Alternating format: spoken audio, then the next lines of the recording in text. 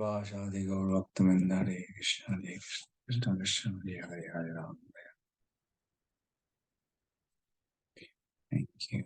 Jai Shri Krishna Chaitanya Prabhu Nityananda Shri Advaita Gadadhar Swami Bhava. Hare Krishna Krishna Krishna Hare Hare Hare Ram. Hare Krishna Prakash Prabhu. Hare Krishna. Hare Krishna. Hare Krishna Prabhuji, Dandavat Pranam Prabhuji. Dandavat My Pranam. obeisances to you Prabhuji. Jai Dandavat. Congrats to Srila Prabhupada. Who is supposed to sing today? We're just a little late. Let's see. Hare Krishna Prabhu. Dandavats to you and to all the assembled devotees. We didn't get any volunteers for today, Prabhu.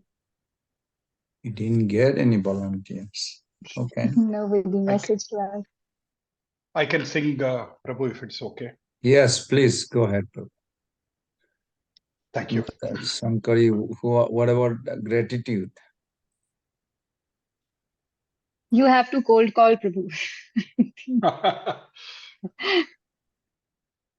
Okay, Satadevata Prabhu, please go ahead. Yeah, Prabhu. Can you just give the screen, Prabhu? Access? Sure. Yeah, thank you.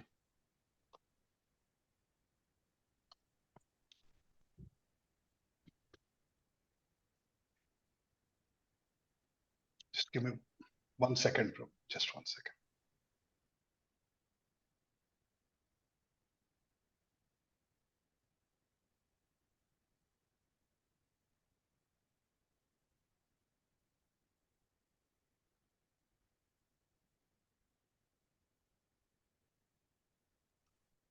Namo Vishnupadaya Krishna Preshtaya Bhutale Srimate Bhakti Vedanta Swami Niti Namine Namaste Saraswati Devi Gauravani Pracharine Nirvisesha Sunyavadhi Paschatya Deshatarine Jaya Sri Krishna Chaitanya Prabhu Nityananda Sri Advaita Gadadhara Srivasadi Gaur Bhakta Vrinda Hare Krishna Krishna Krishna Hare Hare Hare Rama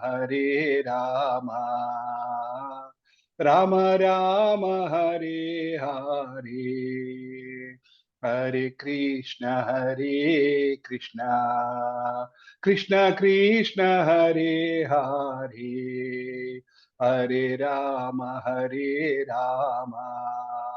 Rama Rama Hare Hare Jai Radha Madhava Kunja Bihari Gopijana Vallabha Girivaradhari Yeshodanandana Brajajana Ranjana Yamuna Tiravanachari Jai Radha Madhava Kunja Bihari Gopijana Vallabha Girivaradhari Bhajahu re mana Sri Nandanandana Abhaya Charanara Vindare Bhajahu re mana Sri Nandanandana Abhaya Charanara Vindare Durlabha Manava Janama Satsange तारो ये भव सिंधुरे दुर्लभ मानव जन्म सत्संगे तारो ये भव सिंधुरे सीता तप बात बरीसन सीता तप बात बरीसन ये दिन जामिनी लागिरी ये दिन जामिनी लागिरी विफल से बिनु कृपाण दुरजन चपल सुबल गलागिरी भजहु रे मन श्री नंद नंदन अभय चरण विंदरे येदन यौवन पुत्र परिजन येदन यौवन पुत्र परिजन इते कियाचे परती तिरी इते कियाचे परती तिरी कमल दल जल जीवन तलमल भजहु हरिपद नीतिरे कमल दल जल जीवन तलमल भजहु हरिपद नीतिरे श्रवण कीर्तन स्मरण वंदन श्रवण कीर्तन स्मरण वंदन पाद सेवन दास्यरी पाद सेवन दास्यरी पूजन सखी जन आत्मनिवेदन पूजन सखी जन आत्मनिवेदन गोविंद दास अभिलाषरी गोविंद दास अभिलाषरी भजहु रे मन श्री नंद नंदन अभय चरण विंदरे दुर्लभ मानव जन्म सत्संगे तारो ये भव सिंधुरे हरे कृष्णा कृष्ण कृष्ण हरे हरे हरे राम राम राम हरे हरे हरे कृष्णा कृष्ण कृष्ण हरे हरे हरे राम राम राम हरे हरे भजहु रे मन श्री नंद नंदन अभय चरण विंदरे भजहु रे मन श्री नंद नंदन अभय चरण विंदरे Hare Krishna. Thank you very much for the opportunity to do some Kirtan Seva. Thank you. Thank you, Prabhu. That was very nice.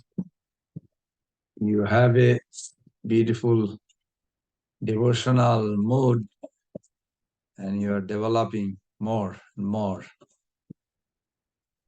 It's wonderful. Thank you, Satyadevata Prabhu. Would anybody like to express gratitude to Srila Prabhupada or Rupa Goswami Pad or Chaitanya Mahaprabhu? Any volunteer?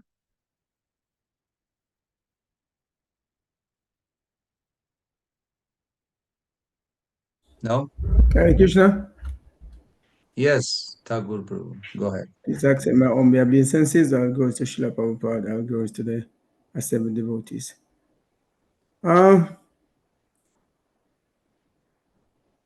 It will take me, maybe an entire lifetime or more to express gratitude to Srila Prabhupada and especially his first generation devotees who, did so much to bring Krishna consciousness to us in the West. So he brought us the Hare Krishna Maha Mantra and Bhagavad Gita, Chaitanya Charitamrita, Srimad Bhagavatam, the various festivals, the various Ekadashi, and so much a new way of looking at things, and also for us to remember who we are and our eternal connection with Krishna. And so that's my short gratitude, and also for the various sanghas, especially since COVID, where why we weren't able to meet physically, but certainly the technology has allowed us to meet from different parts of the world. So Mm, that's my little bit for today. Thank you very thank much. you. Hare Krishna. That was very nice. Actually, gratitude is very important. I would say the most important component in tasting spiritual life or sustaining in spiritual life. As Prabhupada says, spiritual life is struggle. It's not easy, it's struggle. But material life is impossible. In comparison, when you think about what will be the outcome result of this life, and if you have a wonderful material life, it is impossible in a sense. The destiny is horrible, the most brutal. Therefore, it is impossible. So, dear Prabhus and Mothers, let us offer our Mangalacharan. First of all, I'm sorry I was kind of late because we were talking after the class with one person and he would not let me come quickly to the class. So it was my fault also, I was not pressuring. So let us begin our Mangalacharan. Om Ajnanati Mirandhasya Gyenanjana Salakaya Chakshurun Militam Jena Tasmai Sri Guruve Namah. Sri Chaitanya Manovistam Stapitam Jena Bhutale Swayam Rupa Kadamahyam Dadati Padantikam Vande Aham Sri Guru Sri Juta Padakamalam Sri Gurun Vaishnavanscha Sri Rupam Sagrajatam Sahagana Raghunathanitam Tam Sajivam Sadaitam Savadhutam Parijana Sahitam Krishna Chaitanya Devam Sri Radha Krishna Padan Sahagana Lalita Sri Vishaka Nitangsha Nama Om Vishnu Padaya Krishna Prishtaya Bhutale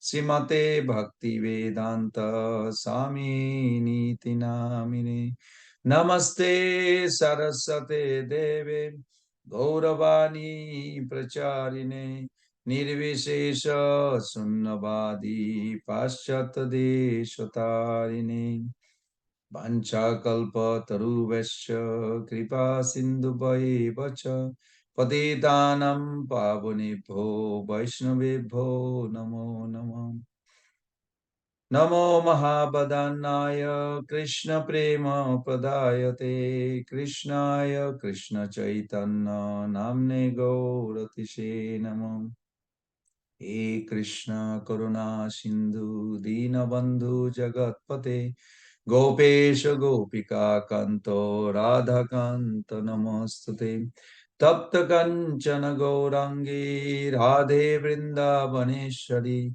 Vrishabhanusuti Devi Pranamami Hari Priye Vrindaye Tulasi Devai Priyaye Keshavasya Cha Krishna Bhakti Pade Devi Shatavate Namo Namo Jai Sri Krishna Chaitanya Prabhu Nityananda Shri Adaita Gadadhara Sivasadi Gaura Bhakta Vrinda Hare Krishna Krishna Krishna Hare Hare Hare Rama Rama Rama Hare Hare Hare Krishna Krishna Krishna Hare Hare Hare Rama Rama Hare Hare Hare Krishna Krishna Krishna Hare Hare Hare Rama Rama Rama Hare Hare.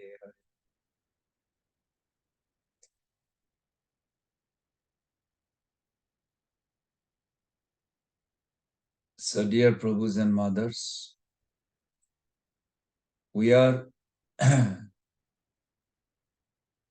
in the middle of Bhakti Rasamrita Sindhu. The second part, I'm sure you saw the post we made with the little drawing.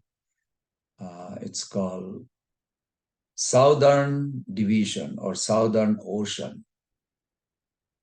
Ocean, in a sense, it has a waves, or it creates waves, you can say. We have begun yesterday with Vibhava,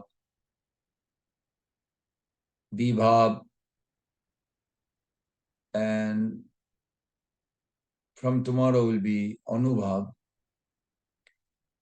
So,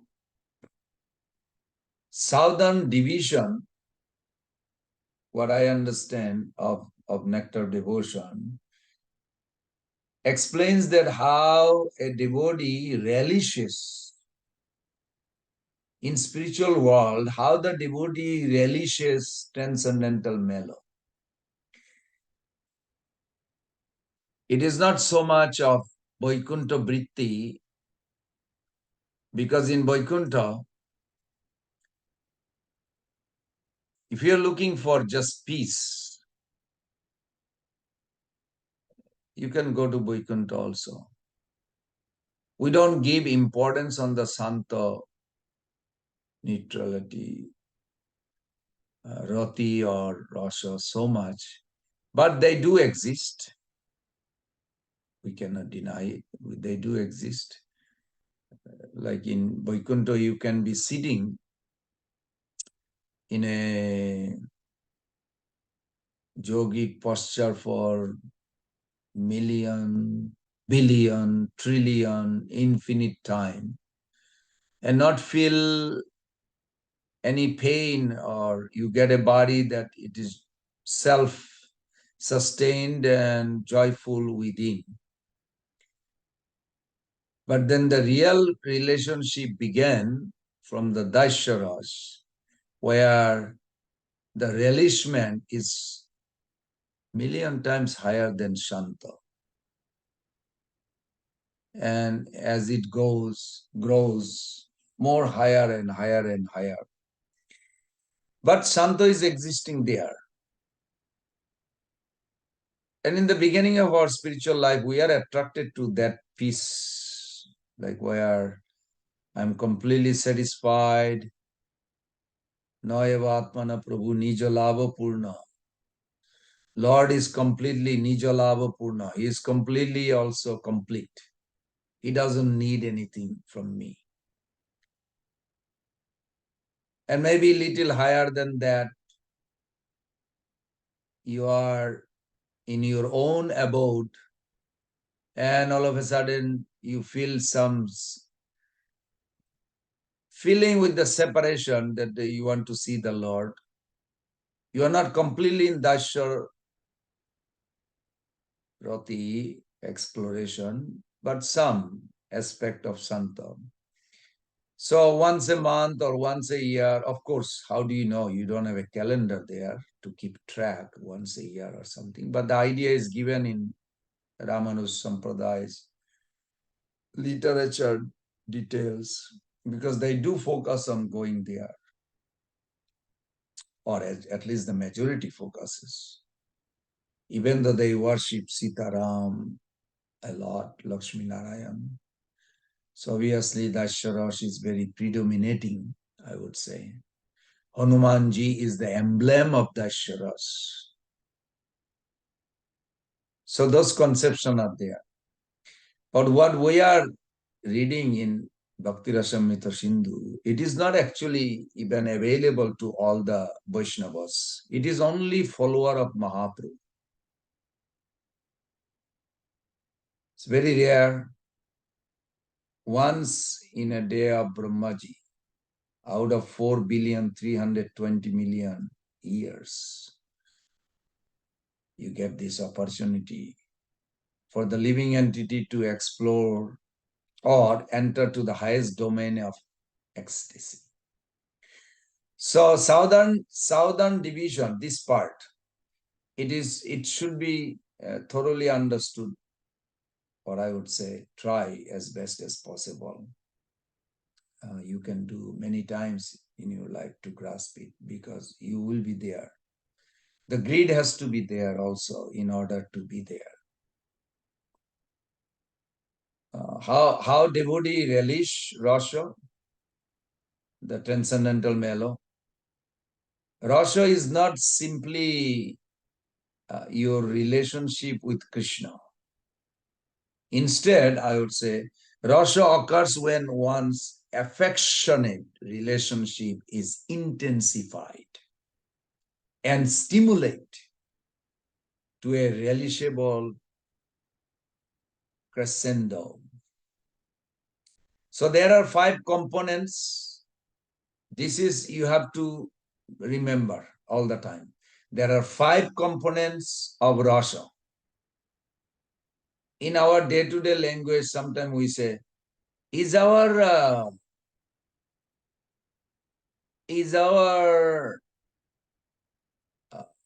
Daisharas or Shakharas or Vatsalarash, is it like a fix?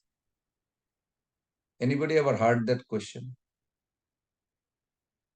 Is that proper, that question? Or is that can be answered properly? Is Hare our Krishna rasa Prabhu, fixed? Yes. are you asking about the sthai ras? As in, What is Thai rasa? like the mood, the permanent mood that the relationship that we would develop with Krishna. Like Vatsalya is the sthai ras for Mother Yashoda. Actually, rasa is not fixed. The bhava is fixed.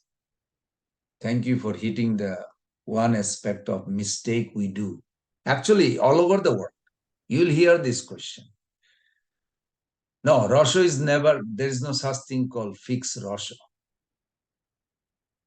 The bhava, sthai bhava, is your identity that you are trying to awaken. Rasa means when 5 ingredients come together, then it is called rasa. But we randomly use that word, not knowing that it is a wrong way of thinking. Now, this, of course, please don't be judgmental or sentimental if somebody said this, because they do. They do say in the temple. I wonder, Vatsalya Rasa is higher than Madhur. This is not to be discussed like that. You can say Vatsalya Roti, but hardly anybody use that word, Rati or Bhav. Those are fixed in a sense. Rasa is not a fix. Rasa is the result of 5 components or ingredients comes together, allows you to relish it, allows the Lord to relish it. So in this section, first wave is Vibhava, where chapter 20, 21, 22 we discussed yesterday, and today will be 23, 24, 25, and one more chapter tomorrow. This whole section is only one component of the Rasha. That's called Vibhava. And I did post that small chart that we made. So Vibhava is that which stimulates your eternal affection for Krishna. Vibhava means that which stimulates one's eternal affection for Krishna, and heighten also it to the point of relishable intensity.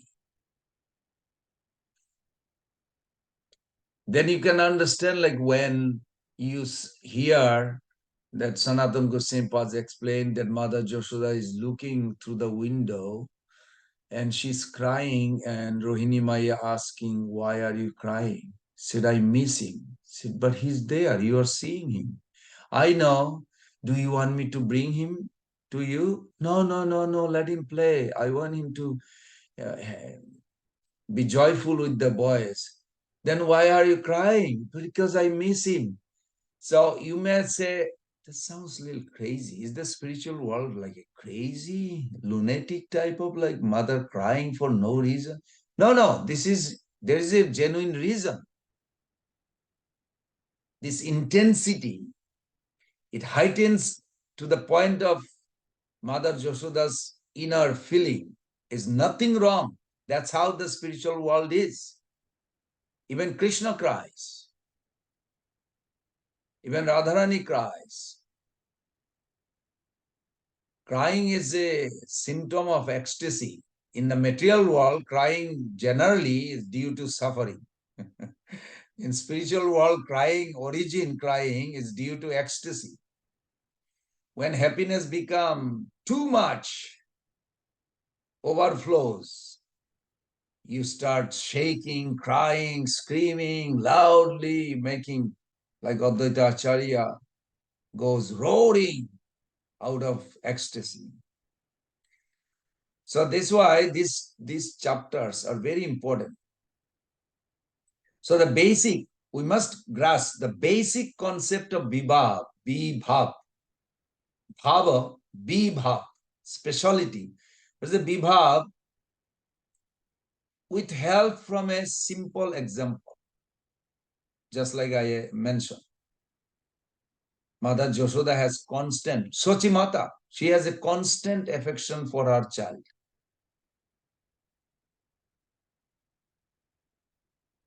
She served the Nitai and Gauranga Mahaprabhu in her house. And she's thinking how beautiful these two boys are. All of a sudden, right in front of her, these two boys became four. Another white and black complexion, two boys came from somewhere. And they sat down next to them to eat. Mother Yashoda could not even figure it out how this happened. Then they said, Mommy, hungry. So Mother Yashoda went. Of course, how much she cooked? Did she cook for 4 or 2? Or we may calculate like this. But this is Lakshmi's unlimited amount of. But it will not be visible in sweetness aspect. The opulence is not visible. Opulence is under. But there is unlimited opulence. One sand of Vrindavan has more opulence than entire Vaikuntha. But it is covered, or you can say under, that it is not visible. Like Sochimata would say, your father passed away, your brother took sannyas. Nimai, do not ever think of taking sannyas. So Nimai, just out of curiosity, mother, why you are afraid? who will maintain this family? What maintenance do you need? Well, to buy like vegetable or something. And then she sees a gold coin right in front of her. She said, how did this get here? Said, mother, you have plenty of. When you need, I think it's already appear from somewhere. That's how the sweet aspect of spiritual world is. You don't see a big gold mine. You see when you need something, but it is there. Like Nanda Maharaj, out of ecstasy, on birthday of Krishna, he wants to give uh, gold coin to the poor people, but there is no poor and poverty stricken in Vrindavan. So Jogomaya tells the demigod, you want to get mercy of the Nanda Maharaj, the God's father? Say, yes. Then go become homeless, become beggar. So they all immediately, instantly, they became beggar, like one lame man, one blind, and this, that, on the way to Jamuna. And Nanda Maharaj also not asking, are they in my village? Where they come from? I never saw. He's not asking. He's just so much into happiness with his son that he wants to give gold coin to them. And he asks his servants, he's a king, so give them gold coin, bring here. He wants to give. Now, Sanatana Goswami Pad explained that when Nanda Maharaj gave charity, the amount of gold coin he gave to each beggar, that the beggar cannot even carry. So he has to give bullock cart for them to carry to their house. Now, where the bullock cart went to drop the gold coin in heaven, don't ask me this question, but these are not relevant because this is the mystical. But Nanda Maharaj feeling ecstasy that I have done so much charity work, religious work, feeding the poor people, serving the brahmanas, so that my son will get 3 results. He's always wishing 3 results for his son. Long life, healthy, long life, and he should enjoy forever uninterruptedly. So like this is what called Rasa in spiritual world. It automatically appears because unlimitedly they are inconceivable. So this is called Vibhava. Vibhava means that parents or even Krishna's friend or even the others, they have a constant affection. It's not like a Mathura girl like a Kubja. You know, when Kubja has a love for Krishna, only when she thinks of Krishna, I can relate. When you think of Krishna, then you feel good, but not that often. I think of Krishna. So Kubja is like this. But above Kubja is Dwarka queen. Their affection is more than Kubja. Mathura girls are good, but above them is Dwarka queens. And the most Samartha, Sadharani, Samanjasa, and Samartha. The 3 category of lover. Samartha are the gopis, means unstoppable affection pouring out. Not only gopis, everybody in Vrindavan. In Vrindavan, there are 3 types of love. Anyway, we'll discuss as we grow. 3 types of love. One is called Vishambena, Vivek Shunna, and the Utkantamai. So it depends on your relationship, one of the 3, but they all have a unlimited affection constantly. So sometimes it is in the background of that lover's thought, and to release that affection requires some stimulus. I hope you can at least relate to that. You know, if any mother here, when you see your child baby, you went for, say, some work or shopping, and you left your child with under somebody's care, and after a whole day when you come back, how do you feel? You want to see the child, hold the child, you look at the face, talk, even the baby is not talking, but you feel like to reciprocate. So just imagine, multiply by 1,000 trillion time affection. This is what Brajabashis are constantly having, that affection towards Krishna. And they relish, Krishna relish also. And they are just like the mother's face or lover's face corresponds. How does it correspond? To Vibhava. This is where Vibhava, this chapter, 5 chapter, plays the role. What does that mean? Means it stimulates the lover's basic affection to the point of relishable intensity. So this is what nectar of devotion, Srila Prabhupada defines as Vibhava, causes of ecstasy. How the ecstasy is caused by? What causes the ecstasy? That's called Vibhava. So let us begin today with Padit Taran Jagannath Prabhu ki jai. I hope he's here.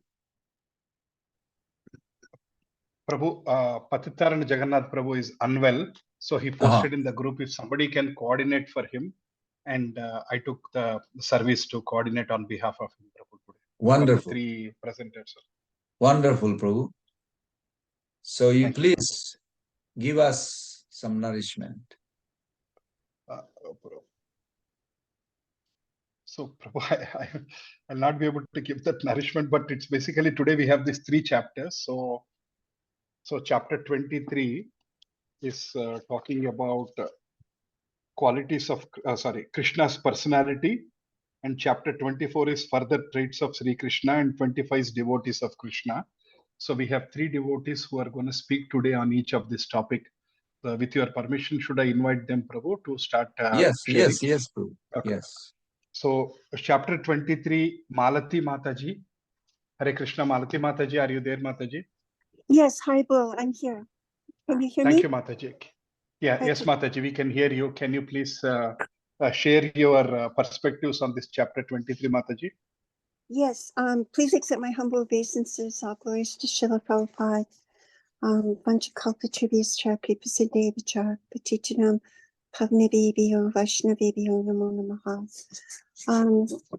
Well, it's not very long, and it's a very, very beautiful. So I thought I would just read it because Srila Prabhupada, he says it so nicely.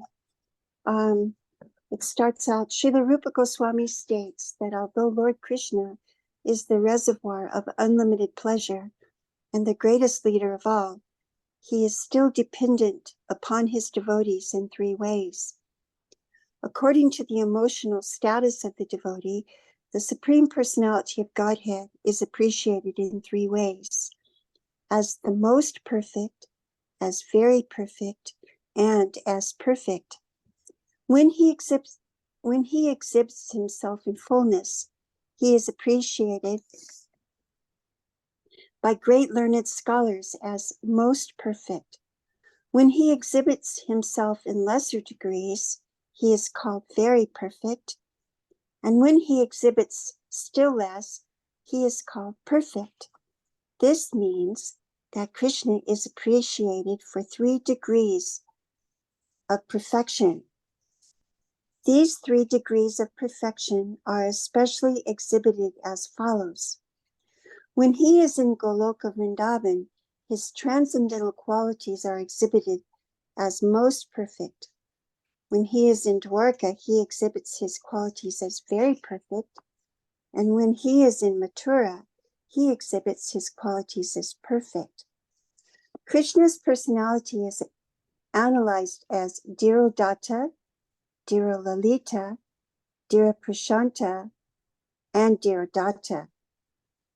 If one asks how a personality can be beheld in 4 quite opposing ways, the answer is that the Lord is the reservoir of all transcendental qualities and activities. Therefore, his different aspects can be analyzed according to the exhibition of his limitless varieties of pastimes, and as such, there is no contradiction. Dhirodatta. A Dhirodatta is a person who is naturally very grave, gentle, forgiving, merciful, determined, humble, highly qualified, chivalrous, and physically attractive. In this connection, the following statement given by Indra, the king of heaven, is very significant. My dear Lord, I admit that I have committed great offenses unto you, but I cannot express my feelings of regret, being bewildered at seeing your extraordinary chivalrous spirit.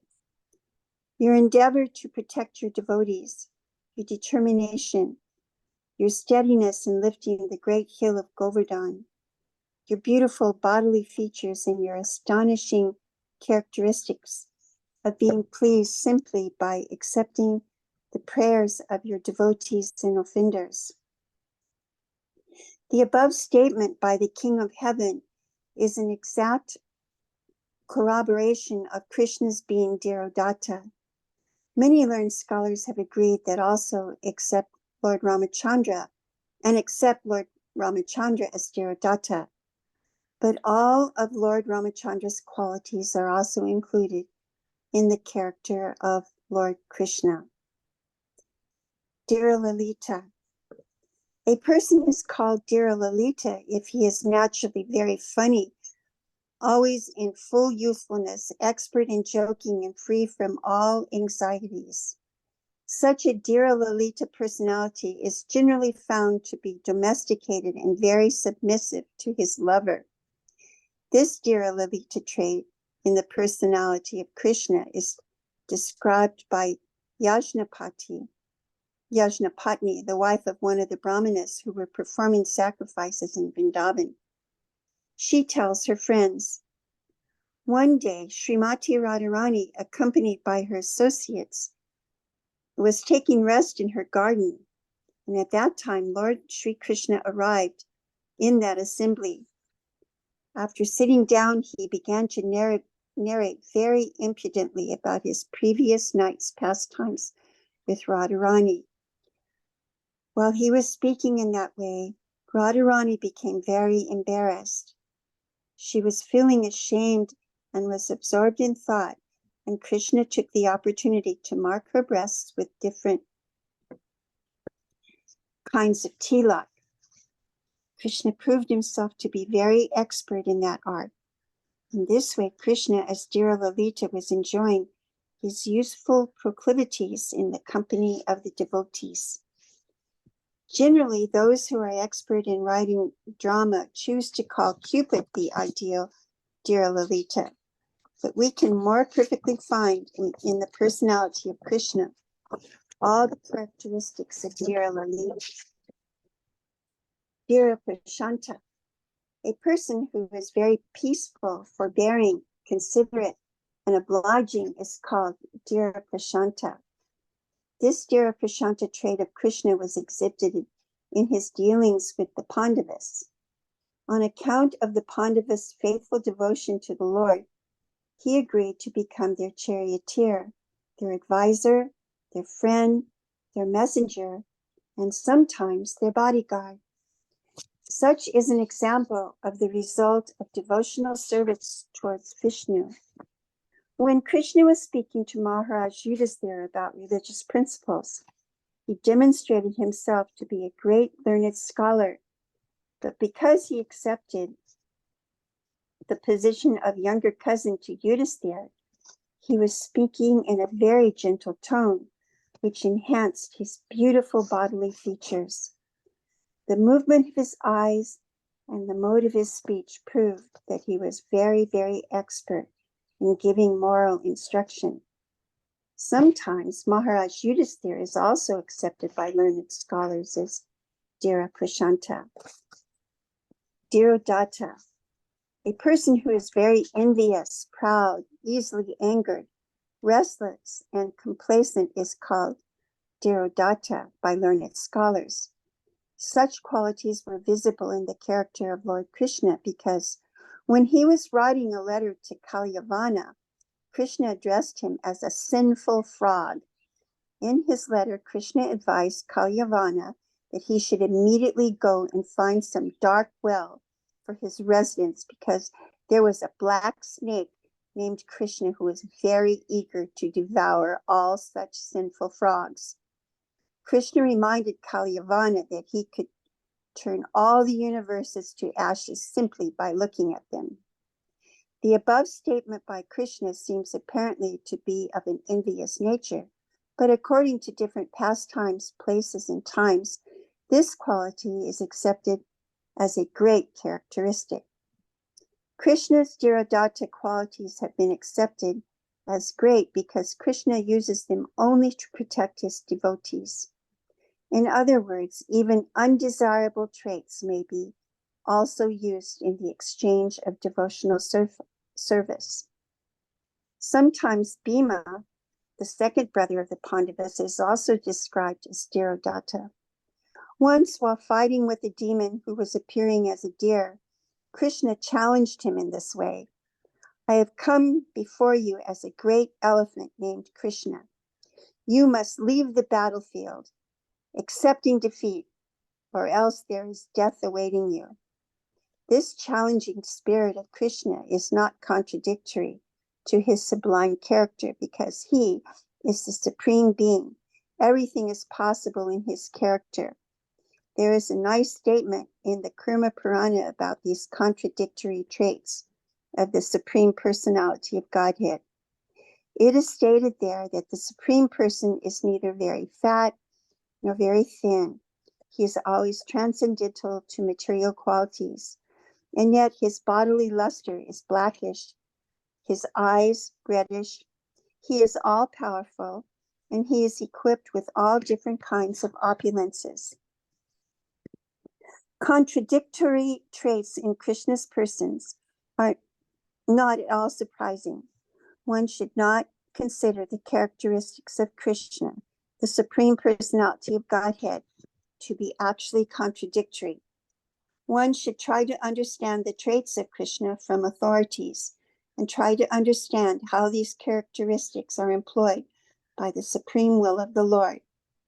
In the Mahavaraha Purana, it is confirmed that the transcendental bodies of the Supreme Personality of Godhead and his expansions are all existing eternally. Such bodies are never material. They are completely spiritual and full of knowledge. They are reservoirs of all transcendental qualities. In the Vishnu Yamala Tantra, there is a statement that because the personality of Godhead and his expanded bodies are always full of knowledge, bliss, and in eternity, they are always free from the 18 kinds of material contaminations: illusion, fatigue, errors, roughness, material lust, restlessness, pride, envy, violence, disgrace, exhaustion, untruth, anger, hankering, dependence, desire to lord over the universe, seeing duality, and cheating. Regarding all of the above mentioned statements, it is understood that the Mahavishnu is the source of all incarnations in the material world. But because of his greater extraordinary opulence, we can understand that the son of Nanda Maharaj is the source of the Mahavishnu also. This is confirmed in the Brahma Samhita, wherein it is stated, let me offer my respectful obeisances unto Govinda, whose partial representation is the Mahavishnu. The gigantic form of the Mahavishnu is the source of generation for innumerable universes. Innumerable universes are coming out of his exhaling breath, and the same universes are going back in with his inhaling breath. This Mahavishnu is also a plenary portion of a portion of Krishna.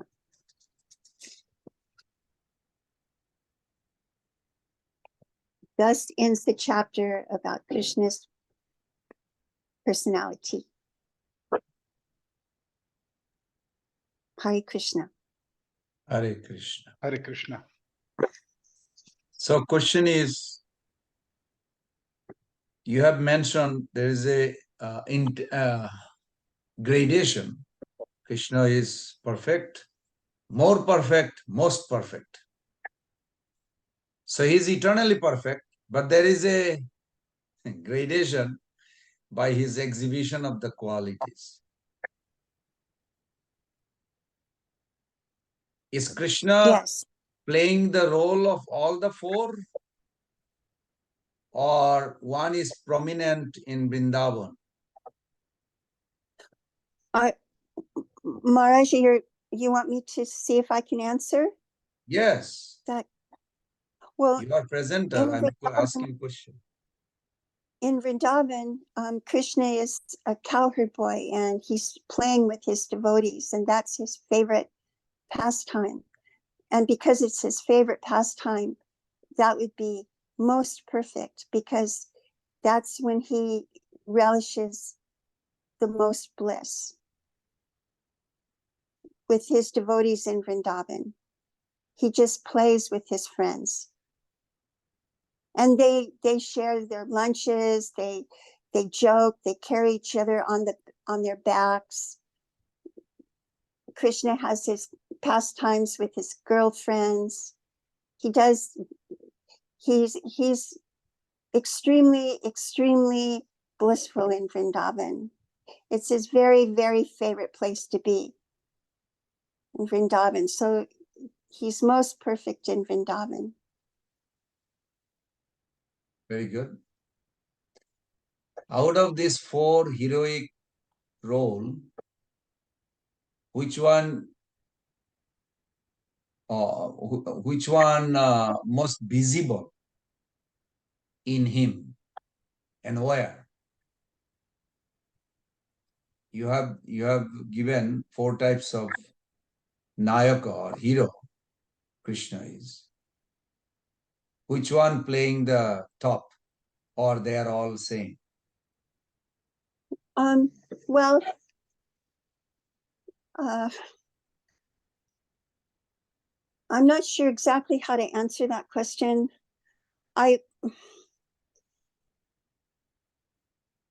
He's with his wives are also his devotees.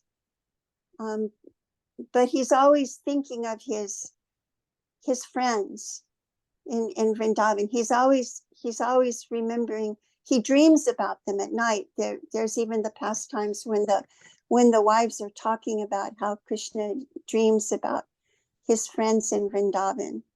And then he also sends messages through his friend Uddhava, and also through Balaram, to his friends in Vrindavan. And his friends in Vrindavan they just become, Radharani becomes initiated. She can't live without Krishna. But as soon as there is she doesn't think Krishna can live without her. And in a sense, Krishna is always with Radharani. So he is never without Radharani. But because he's unlimited, he also is with his wives. And they think that Lord Krishna is the perfect impact husband, because they think that Krishna is only with them. So that's perfect also. Okay. But most perfect would be Krishna in Vrindavan, because that's where Krishna loves to be, in Vrindavan. Good. Anyone else has a question to Mother Malati? You can ask. Unless you say that you grasp it, the whole thing. Because we have to meditate. Krishna plays in a four heroic role. Are you familiar? Did you hear it? What she said? Did you read? Did you have a chance to hear Mother Supriya Radhika's record that she posted? Prabhus and mothers, we should be, you remember first day I mentioned, try to take advantage of this secret confidential of Krishna consciousness. Generally, even in our temple, devotee do not think of, oh, Krishna plays different heroic role.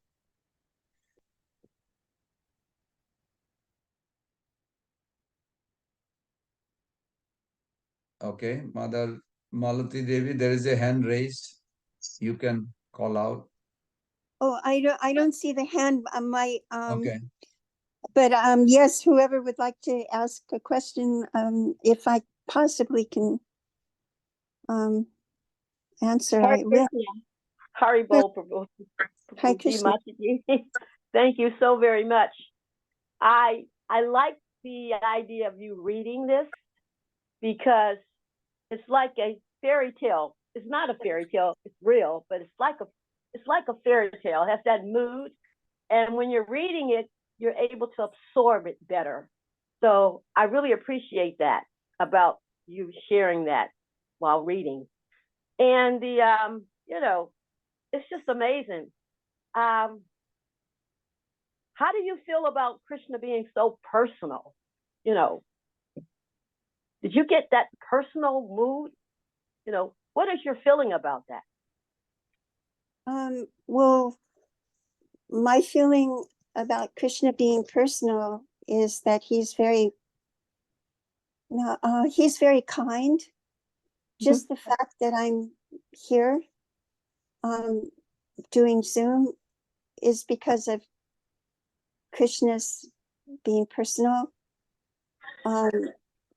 Just the fact that I have association with devotees is Krishna being personal. And the more you I'm not I have a long ways to go before I'm before I would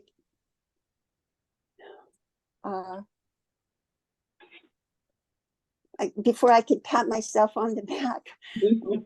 Oh, I'm a great devotee. No, I have a lot of faults, but just the fact that I'm able to do devotional service shows that Krishna's personally taking interest in all of us. Does that answer your question? That's very wonderful. Thank you so much. Thank you. It's kind of wonderful to be a part of this whole wonderful. It's just the word wonderful. Okay. I can't think of anything else to say today. It's wonderful being here. I wanted to also, because I was a little bit thinking, well, maybe I should try to summarize it, but I could never summarize it in such a way that Srila Prabhupada presents it. So and plus I'm not that eloquent in my speech, but I was remembering, Lord Vishnu is also coming from Lord Krishna. And I was remembering the past time where the sages were wanting to find out who was the most powerful. Was it Brahma, Vishnu, or Shiva? And then they go to Lord Brahma, and it was Brigu, the sage Brigu, and Lord Brahma was, I believe, I was trying to find it on the internet, but I didn't find it. But Brigu, I believe it was Brigu, had to wait before he was greeted by Lord Brahma, and he became offended by it. So then he left and he went to see Lord Shiva and Parvati, and Parvati was sitting on Lord Shiva's lap. I think that was it. And so that incensed him. So then so he was really angry. And when he went to see Lord Vishnu, Lord Vishnu was resting, and Lakshmi was massaging his lotus feet. And he was so angry. I don't even want to say what he did, but he actually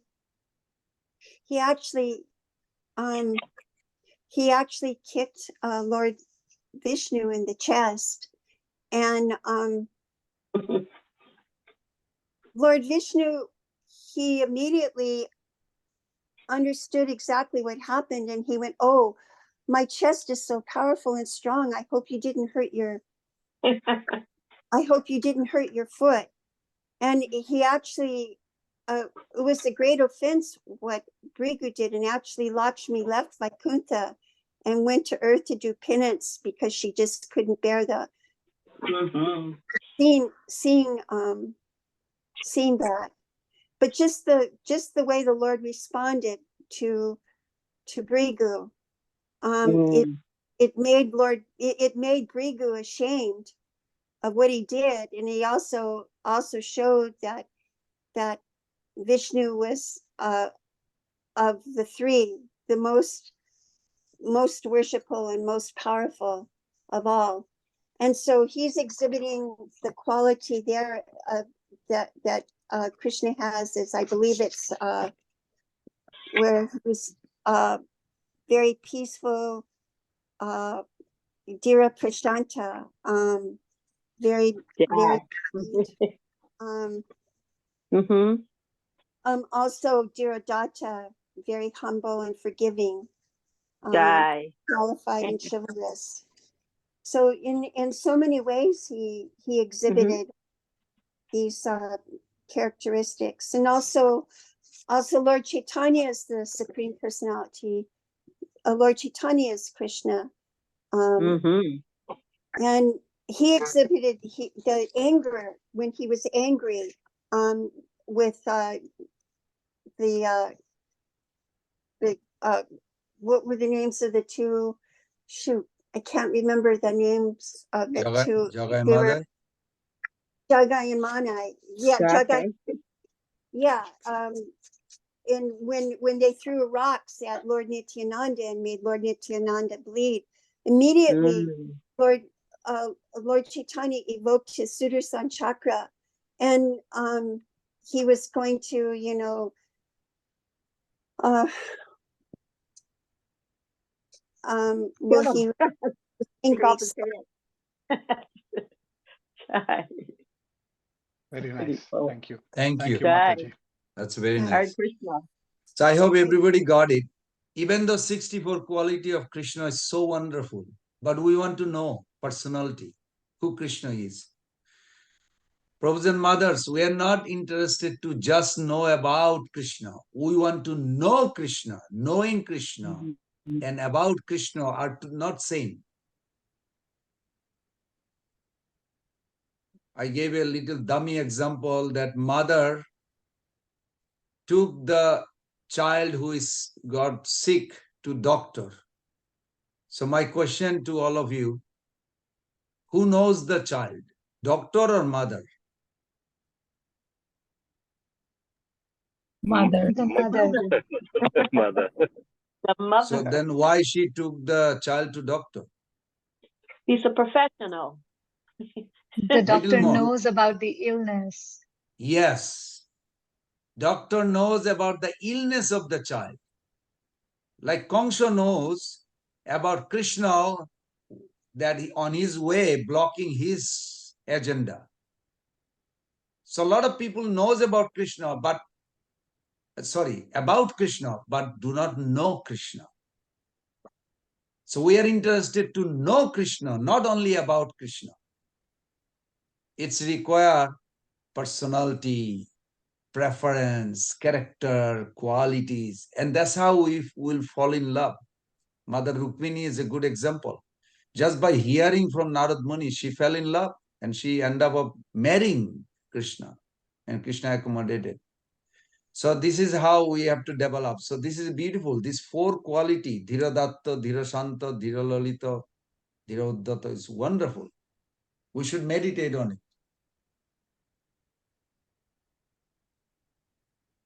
Dr.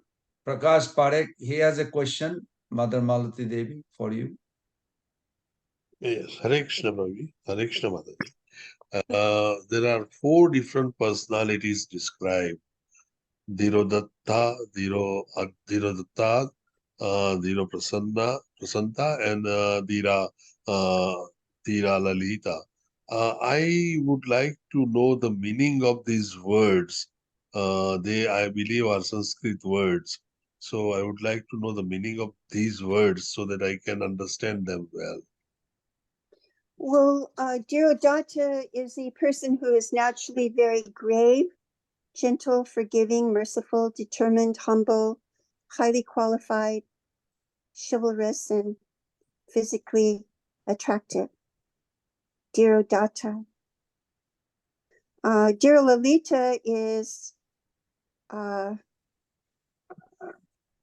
Yes, Mataji. I mean, I read that through. What I would like to know is Dhiro and Datta. What is the meaning of those two words? If I'm right in even separating them, uh, I believe that's a sandhi or something. So I would like to know the meaning of Dhiro, Dhira, Datta, Prasanna, and the Lalita, so that I can understand. the only thing I actually am not as, I don't know so much about Sanskrit. I would love to, but Dhira means Firmly fixed. Firmly fixed. Is that what Yeah. it is? Firmly fixed. Who is fully equipped of everything. He knows everything, and he's firmly fixed. He's not disturbed by anything. Okay, Dhira. And I was thinking Dhira. Is it very similar to what we say, Sthita Dhira Muni? Yes, yes. It's the same verbal root. Yes. Sthita Dhira Muni Uchate 2.56. Yes, that's also similar word. When you say Datta, Mother Malati explained very nicely. Datta and Uddata, there's two. The first one is Datta. Yes. And then the last one is Uddata. So when you think of like, bad boy, bully boy in the school life. Just you think like this. When Krishna chastised Kaliya, this is how he did. He really like a bully boy, bad boy, chastised Kaliya. You should get out of this Vrindavan. Do not disturb here. These are my devotee lives here. And he chastised very well. He stepped on the hood. Of course, there is a relationship established after that. But my point is, he was acting as like a bully boy. Like another example you can think of in Dwarka, you heard about Pondarak Basudev, who was also pretending, faking as a Vishnu, four-handed. He had a two hand, he was faking some or other. I don't know how he attached to his body, but he was declaring, I am the Basudev. That Dwarka Krishna is not the Basudev. I am the real Basudev. Now, when he sent a message to Krishna, I want to challenge you. I don't want two Basudev in this world. I want to show you that I'm the real Basudev. What did Krishna reply? Anybody knows? How did Krishna reply? Just like a bully boy. Yes, Satyadevata Prabhu. Go ahead. I heard, maybe I don't know if I'm right, I heard that saying that, okay, he's only original. That's how he allows him to fake. Somewhere I heard that one. I don't know if he's right. No, he said, yes, let's have a battle and I'll send you to hell. It's like a bully boy. And then you will know who is real Basudev. I mean, this is not how you think of Krishna speaking. But Krishna did show sometime bully God. I mean, in Bhagavad Gita, if you look at it, 7.7, Matta paratara nannat kinchidasti dhananjaya. Nobody is equal or above me. It sounds like a very bully God, but not in a wrong sense, but he established his position. That's why Bhagavad Gita is adored by all the acharyas. In other scriptures, we have many scripture in Veda, but you don't see directly God really speaks and establishes his position like this. Bhagavad Gita is the best in that regards. Krishna directly speaks. Gopal Tapani Upanishad, Krishna speaks but gently. That I am the origin, but he does not speak like a bully way. I hope none of you taking bully word as a bad. I mean like, not that Krishna is showing up, but Krishna is, what's the word? Like firmly Assertively. establishing his position. This is who I am. Authoritatively. Authoritatively. Authoritative. Yes, Authentic. authoritatively. I mean, this is very heavy. Look at this 9.24. Krishna reminds, Ahami sarva jagyanam bhukta cha prabhurevacha. I am the enjoyer. I am the master of whole creation. Hey, you don't believe it? You don't accept it? You will fall down. Wow, that's scary. If you look at like a real authoritative way that Krishna established, he established. You don't want to accept, you will fall down and suffer here. Wow, there is no option. But generally, Krishna is not that way. But Krishna has that authoritative figure. He is eternally the origin. He is eternally the supreme. He is not trying. Krishna is not trying to be God. He is eternally God. Who made him God? By himself. For who? For himself. Nobody is the cause. If you look at the causation philosophy, Dr. Parekh, I'm sure you're familiar. Causation philosophy also says that there has to be cause. That's why Brahmaji established this poem. Ishara Parama Krishna. Sachit Ananda Vigraha. Anadir Adi Govinda. Sarva Karana Karana. So that's Dhira Datta. Opposite to Uddata. You can say bully. I mean, Krishna did say to Keshi demon in Vrindavan. And he did act like that, like a big bully boy. He just throw him like a what do you call, thrash of laundry clothes, the giant demon. And he says, hey, nobody mess with me. So Krishna has that quality, but it is not the prominent quality in Vrindavan. But he did exhibit sometime, like he chastised Kalia, Keshi demon, like this. And then if you look at the Dhira Lalita, this is where the prominent quality in Vrindavan. Dhira Lalita, Mother Maluti did a very fantastic job. Dhira Lalita is like, he choose. I like the way Prabhupada says in another lecture, Krishna choose. Now, this is in Adi Lila chapter 4. You will see that 60 to 68, those verses. Krishna choose to be controlled by his beloved. He literally choose. Is Radharani higher or Krishna higher? Somebody help me. Krishna higher. Radharani is higher because she is the Ladini Shakti. She's everything.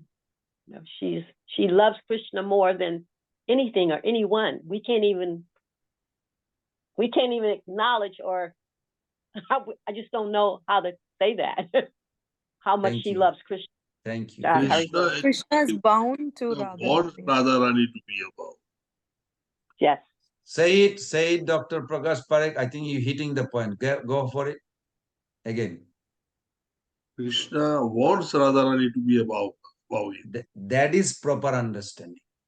Okay. It is not Radharani is higher. Krishna is eternally the supreme. But Krishna decided, Prabhupada gave this in a very nicely explained. Ladinira sara prema, prema sara bhava, bhavera parama kasta nama mahabhava. Those verses are there. If we look at it, Adilila chapter 460 onwards. what is that? Mahabhava Sarupini Sirada Thakurani Sarvaguna Khani Krishna Kanta Siramani. Those verses are very esoteric, Radharani's position. So Krishna wants to be controlled by Radharani. Krishna wants. That's a big difference. This is what biggest mistake with some of the, I would not look down them, but I'm just saying they are misrepresentation, challenging to sometime ISKCON devotee. No, Radharani higher than Krishna. No, proper way to say, Prabhu's and mother, in Tattagata Vichar, consideration of the absolute truth, ontological truth. Ontological truth means which exists by its own right. It does not depend. Like if I say, my friend Thakur Prabhu he's my friend. Thakur Prabhu is my friend. Now, in this life possible, but last life I don't know. In future life, we may not be friends. So it's irrelevant. These are relative truth. The whole world is under relative truth.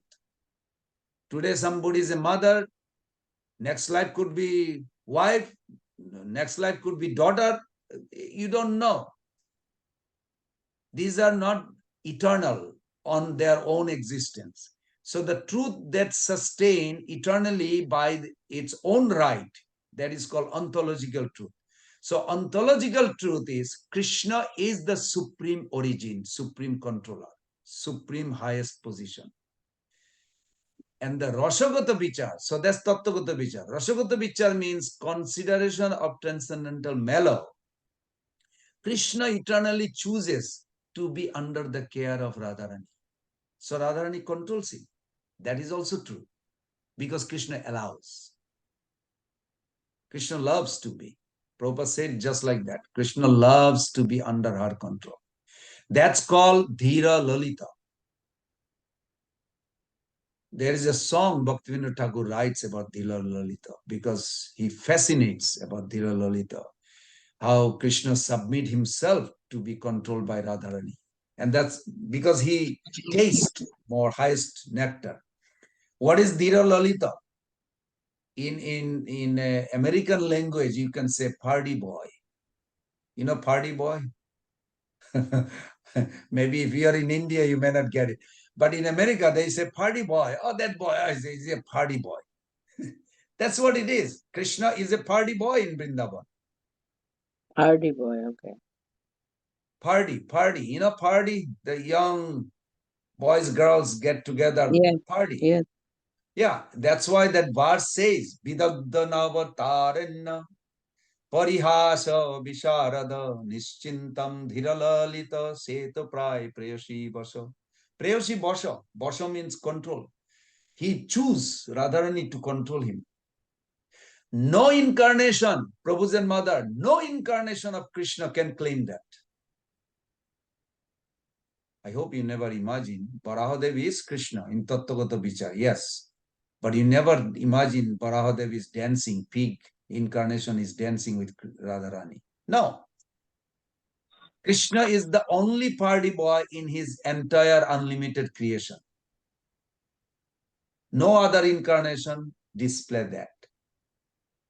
And not only that, what mystery about, according to Prabhupada's purport, when I read that Adilila chapter 4, that Krishna voluntarily, eternally want to be controlled. And he plays the role such a way that he wants to be forgetting his supremacy. And he tells Yogamaya, cover me up, that let Radharani tells me what to do. Just like you train your boyfriend, a girlfriend thinks he's not mature yet. I need to mature him. And she does. She really tells him what to do. And Krishna obey and do it. And Krishna is eternally joker. He's a first-class joker. He's always joking. Like Lolita Devi is telling Radharani, be serious. He abandoned you. He's supposed to be here. He went to another girl's camp. We are not going to allow. Be serious. Now, don't smile when he comes. Just be serious and don't look at him in a smiling way. Radharani started cracking up. Lolita said, I want you to be serious. He's coming in few minutes. I can see him is walking. Just be serious. She said, I can't. And she's smiling and cracking up. He said, why you are not listening to me? He said, because he's telling me all kind of cracking joke in my heart. And I can't control myself. It's hilarious. So this is what party boy does. So this is Dhira Lalita. Now Dhira Santa. Dhira Santa, you can imagine Dhira Santa.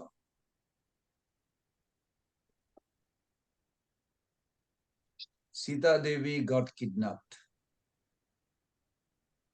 You know how long it took for Lord Ramchandra to go there to rescue her? Anybody knows? I'm sure you heard about Ramayana. How long it took? Ramchandra went for how many years in the forest, Banavas? 12 years. 14 years. Yes. 14 years. 14 years. 14 years. But we don't think of 13 years about Sita Ram's relationship. When Ravana came, only 1 year before. It's not 14 years she was in with Ravana. No. 13 years they had a wonderful time. And one of the section of Ramayana I was reading one time, it was fascinating how wonderful they had a wonderful time. Even when Bharat went for canvassing to bring Ram back, he went to Mother Sunayana, Janak Maharaj's wife, Sita Devi's mother. Generally, you don't hear her name, Mother Sunayana. And she gave a beautiful speech. I still think sometimes like, wow, what a wonderful devotee. Bharat says, I want to bring my elder brother back. You must be miserable seeing your daughter in the forest. She was princess in her childhood life under your care. And then you gave your daughter to be treated by the royal. But some or other, she took this forest life. It's horrible. There's no shoes. There is no good pavement. She's walking on the forest. This is giving you so much pain. I want you to tell Ram today, come back to Ayodhya. I did not give my daughter to you to stay in forest. She's supposed to be in the royal palace. She said to Bharat, are you done with your speech? Say, yes, mother. I hope you understood. He said, yes, I understood, but you didn't understand. And Bharat was shocked.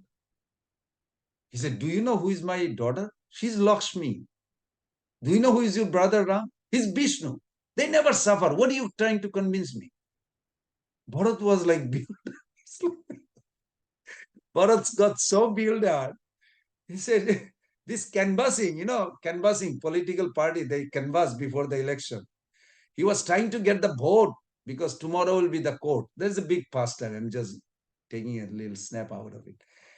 Like, Bharat was bewildered that how much, that's why you never hear King Janaka or his wife's lamentation or crying for Sitaram away. You hear about Dasharat Maharaj, in separation he died. He could not tolerate. Even Nanda Maharaj was saying, I'm worse than Dasharat. Dasharat at least died immediately. I'm not even dying. And Uddhava was counseling, no, you are greater than Dasharat. So how can you say like this? He said, when Ram came back, Dasharat was not there to receive him.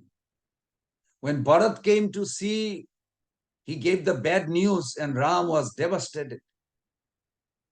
But you care so much about Krishna that you don't want to give him any pain. Then Nanda Maharaj started crying. You are right. I don't want to give him pain. So that's why you are not dying, because actually Nanda Maharaj never dies. But they have a feeling like this, that I'll die. Radharani also think like this. So this is, anyway, I don't know. Sorry, I went to another route. So this is called Dhira Shanta. Shanta means peaceful. It taking 1 year. Ravana kidnapped, but it took 1 year. Does it take 1 year for Lord to rescue his consort? No, there has to be all this Leela episode to take place. Build a bridge, monkey association, Bali has to be killed. So many things has to take place to rescue his. But what about, can you imagine opposite to that? Opposite to that gentle hero, gentleman hero? What is opposite? Krishna has also this, not only Ram, Krishna has also, in Rajasuya Jagna, what did Krishna do? What was Krishna's role? Somebody can help me? In Rajasuya Jagna? He was He was washing washing the feet foot of the all feet invite. of all the visitors. Yes, that is called Dhira Santa. He was very peacefully made every sage's feet, very well seated. He washed their feet. You know, Supreme Being humble himself so lowest, that he was washing, and the sages are like overwhelmed what to do. They don't know what to do. They cannot argue with God. Let God do whatever he wants to do. Is that we are not going. And they just cried and cried.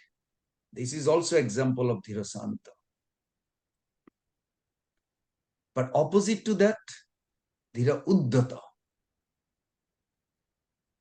Symptom, like a gravity, courtesy, and forgiveness of also there. Compassion is there. Modesty is there. Concealed pride is there. Opposite to that, we find also with Krishna, Balaram, when he called Jamuna Devi, and Jamuna Devi was little late, what happened to Balaram? What did he do? He started used his toe and pulled the land so that No, the water. He first, what did he do? He scared her. Yeah. You don't come now, I'll split into 100 pieces. She's so scared. Oh my God, now I realize who you are. Because my Lord, I was thinking, people take bath in the river, they come to me, I don't go to them. She has a good logic, but it doesn't apply to that hero, Balaram. Because Balaram was sweating. Of course, he doesn't have, you know, I hope you all read Ishopanishad text 8. God doesn't have a hole to sweat or all these things. Their body is not like our body. Their body is Satchidananda. It's made of one form only, one substance. What is it? From the toenail to tip of hair. Anandam atrakara pada udaradi sagata sabheda vivarjita atma. Anandam, made of condensed bliss. There is no bones, blood, pus, skin. This thing is not in Satchidananda body. It's made of just Anandam. We generally think Anandam, the bliss, is an experience. We think. I'm sure you all can relate. We think bliss, happiness is an experience, but actually happiness is a person. What is the difference between Radharani and Krishna? It's out of context, but just a curiosity. Can someone answer? Who is the Rasha? Who is the reservoir of bliss? Radharani. Madra. Well, if you both say the same time, and I could not understand, so one of them obviously right. So if you say one by one will be good. Please. Krishna is the reservoir of happiness. Dr. Padmini Devi, you are 100% right. Radharani is not the embodiment of Rasha. I hope you all understand. Rasha Boi Shaha. This is the gist code, Vedanta Sutra. You have to take it as it is. 14.27 in Bhagavad Gita, Prabhupada gave a very hidden secret. That word is there in the purport. Then he gave a commentary on it. Rasami ayam labdha anandi bhavati. I still remember that was such a fascinating how Prabhupada gave a sometimes secret thing in a simple purport.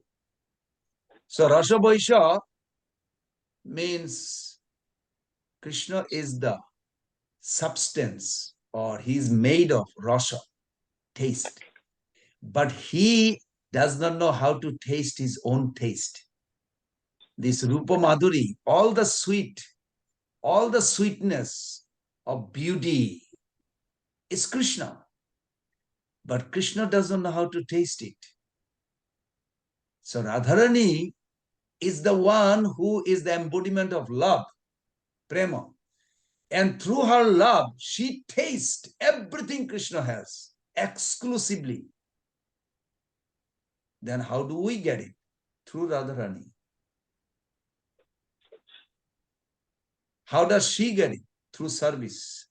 Her love draws all the happiness in her. If you look at in chapter 4, there is a famous verse, Vishay Jatiya Sukh Amar Ashad Ama Hoite Koti Gun Ashrayer Allah. Ashray Jatiya Sukh Paite Mondhai Jatne Ashadite Ki Jatne Ashadite Nari Ki Kori Upay. Those verses, Chaitanya Mahaprabhu's expression was so condensed that Krishna also has a problem. You think you have a problem, he also has a problem. Problem is, he says he is enjoying as an enjoyer, as God.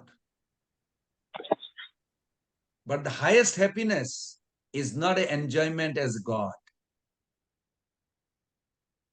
Adilila chapter 6, anybody has Chaitanya Charitamrita, please pull out that. Adilila chapter 6, 111 verse. It gives a very clear understanding that servant of God, as a servant of God, you can have the highest happiness. Even the God, all the incarnation, you wonder why they come as a servant. Who is Nityananda Prabhu? Well, he is God also, yes, in ontological truth. But in Rasagata, consideration of Rasa, he is not God. Do not tell him that, my Lord, you are always God. You don't have any other position. I don't think Nityananda Prabhu will be happy. You can tell him this will be the best. You are non-different from Mahaprabhu. You are Vishnu Tattva. You are God. But you are the number one servant of Lord Gauranga. Which chapter is it? Nityananda Prabhu will be happy. Nityananda Prabhu will be so happy if you tell him like this, that you are the number one servant of Lord Chaitanya. Because that is his identity. Goranger Dasraganer Savate Agol, Goranger Dasharase Hoilo Pagol. This is Nityananda Prabhu's identity. Which chapter did you say? Mother Kamala Devi. I found it, Prabhu. Okay, go ahead. Posted in the chat. Go ahead, Mother. Read it. Sure. So, shall I start with the translation, Prabhu? Is that the verse Avatar Ganer Sab Bhakta Bhavadiga? Yes. Avatar Yes, Ganera yes. Bhakta Bhava Adhikar. Bhakta Bhava Haite Adhika Sukh Nahi Ar. So the Translation? translation is, all the incarnations are entitled to the emotions of devotees. There is no higher bliss than this. Purport: all the different incarnations of Lord Vishnu have the right to play the roles of servitors of Lord Krishna by descending as devotees.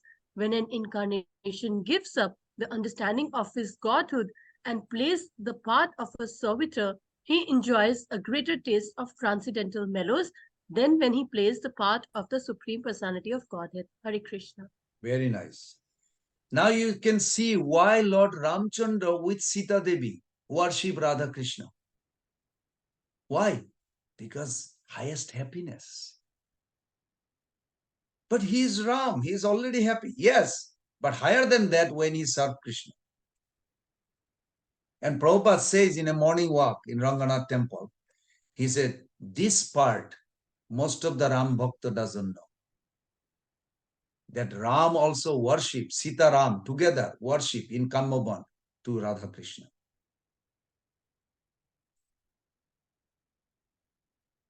So even if you say, some of you may be thinking like, what if I am a devotee of Nishingadev? Because in ISKCON sometimes devotee like fired up. Yes, my Lord is Nishingadeva. I say, wonderful. Should we worship Lord Chaitanya, Radha Krishna? Yes. Because if you worship Lord Radha Krishna, Radha Shyamsundar or Chaitanya Mahaprabhu, then all the incarnation will be there. But if you worship only Ram, you may not get Radha Krishna. Where is the proof? Dandakaranya forest. All the rishis, they asked for Lord Ram's association. He said, no, no, I cannot. Sorry. All these Nagakanna confessed to Ananta Shesh with their feeling. He said, you please come in Dwapar Yuga when I come as my form of Krishna, his origin form of Krishna. Krishna is the only form that accommodates unlimited all the time, forever. Other form of Krishna cannot accommodate all the devotee of all the incarnation. But Krishna form, yes. Okay, this is very nice. Thank you, Mother Malati Devi. It was a nice presentation. Who is the next Satta Devata Prabhu? Next is Baswati Mataji. She will talk about the further traits of Sri Krishna. Okay. Hare Krishna Prabhuji, Dandavat Pranam. Can you please make me as a co-host, Prabhu, so that I can share my screen? Yes, you are now co-host.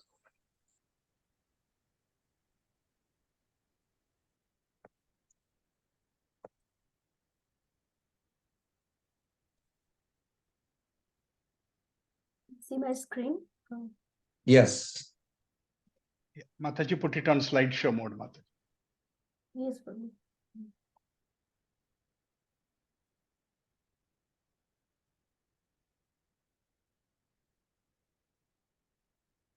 I did, Prabhuji, but why not? No, you go to the slideshow, Mother Bhashwati, go to slideshow and start from beginning. Click on the slideshow on top. I cannot do it here. You have to do on your computer. Yeah, okay.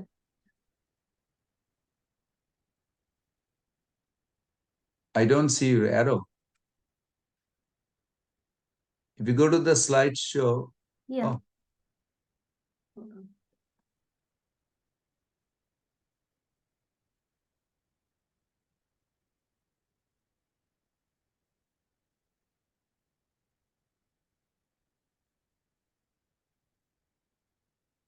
if you click on the top slideshow and start from first, then you'll see automatically everything.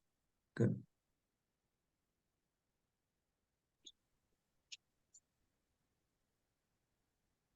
I don't see the slideshow, Prabhuji. In the middle, animation, slideshow, record. Mataji, as a header, you see a header, animations beside Yes, animation. header, I mean, yes. It's okay, Mataji. Proceed, Mataji. It's fine. Proceed otherwise. Yeah, that's okay. Just go with it. That's Whatever okay, is. Mataji. Just get started, Mataji. Okay.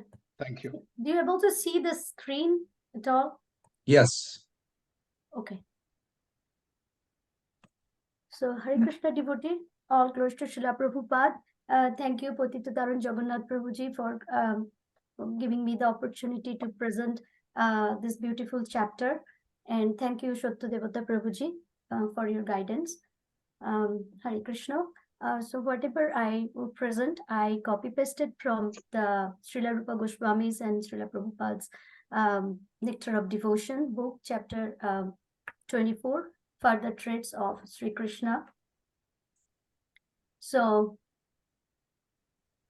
Srila Rupa Goswami further described in this chapter the transcendental beauties and qualities of the Lord as the stimulus of the ecstatic love, which is, as Prabhuji explained, shared the PowerPoints, it's ecstatic excitance of love, which is called Vibhava or Vishaya Alambana. It's described in Chaitanya Charitamrita Adi Lila 4.135. So this Vishaya Alambana actually is a component of Vishaya and Ashraya. So Ashraya is the the devotees. Love of the devotees is Ashraya, and Vishaya is Lord Sri Krishna. So here we will, Srila Rupa Goswami described 8 prominent traits of Lord Sri Krishna. Who described here. First is decorated.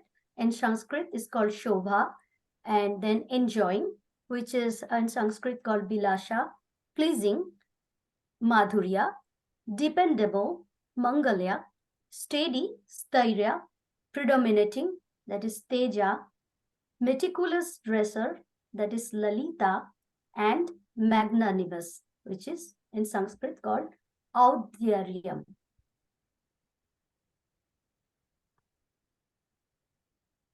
You see my next slide? No.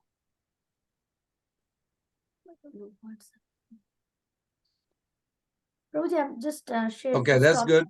You got it. See that? Okay. So first is decorated or Shobha.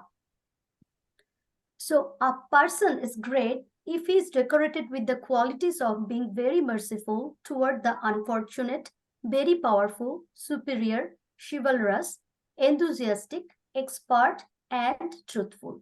So Krishna is decorated in general with peacock feather. He decorated with nice jewels. He's decorated with nice mukuta and then garlands, etc. This is his beauty of decoration, decorated with different in paraphernalias. And here Krishna is also decorated with these wonderful qualities and very powerful, superior, chivalrous, enthusiastic, expert, and truthful. So those are all qualities as decorated to Krishna. So Krishna is very enthusiastic and very merciful, as in Govardhan Leela, described in Srimad Bhagavatam, Canto 10, Chapter 24. Krishna was the savior of all the gopis and gopas when King Indra actually sent that big rain and Samvartaka cloud to the Gokula, to Vrindavan. So Krishna actually was the savior. But he initially thought, quote, that let me retaliate against this vengeance of Indra by destroying his heavenly kingdom. But later, when he thought of the insignificance of the king of heaven, Krishna changed his mind and felt merciful toward Indra. Because no one can wrath Krishna. Krishna is, he is the supreme. Indra cannot do anything to Krishna. So that's why Krishna was very merciful and compassionate to Indra, because he thought there is no point to destroy Indra, to destroy the heaven.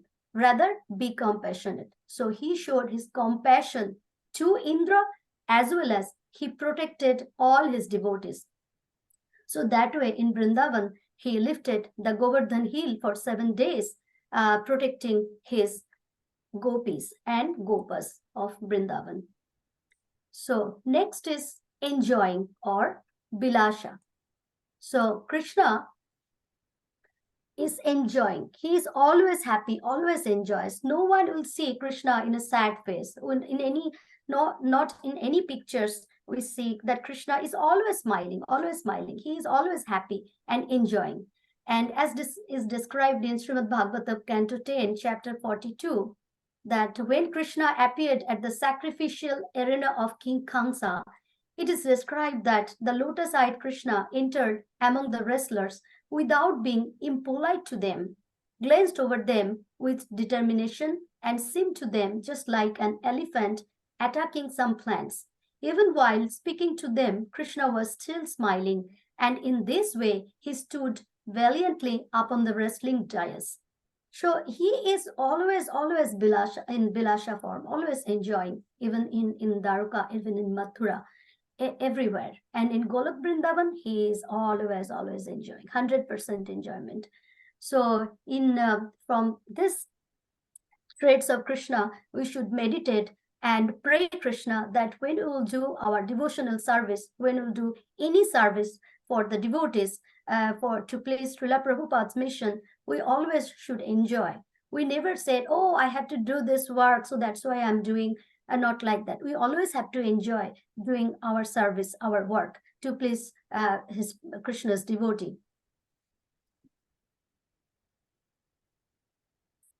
So next is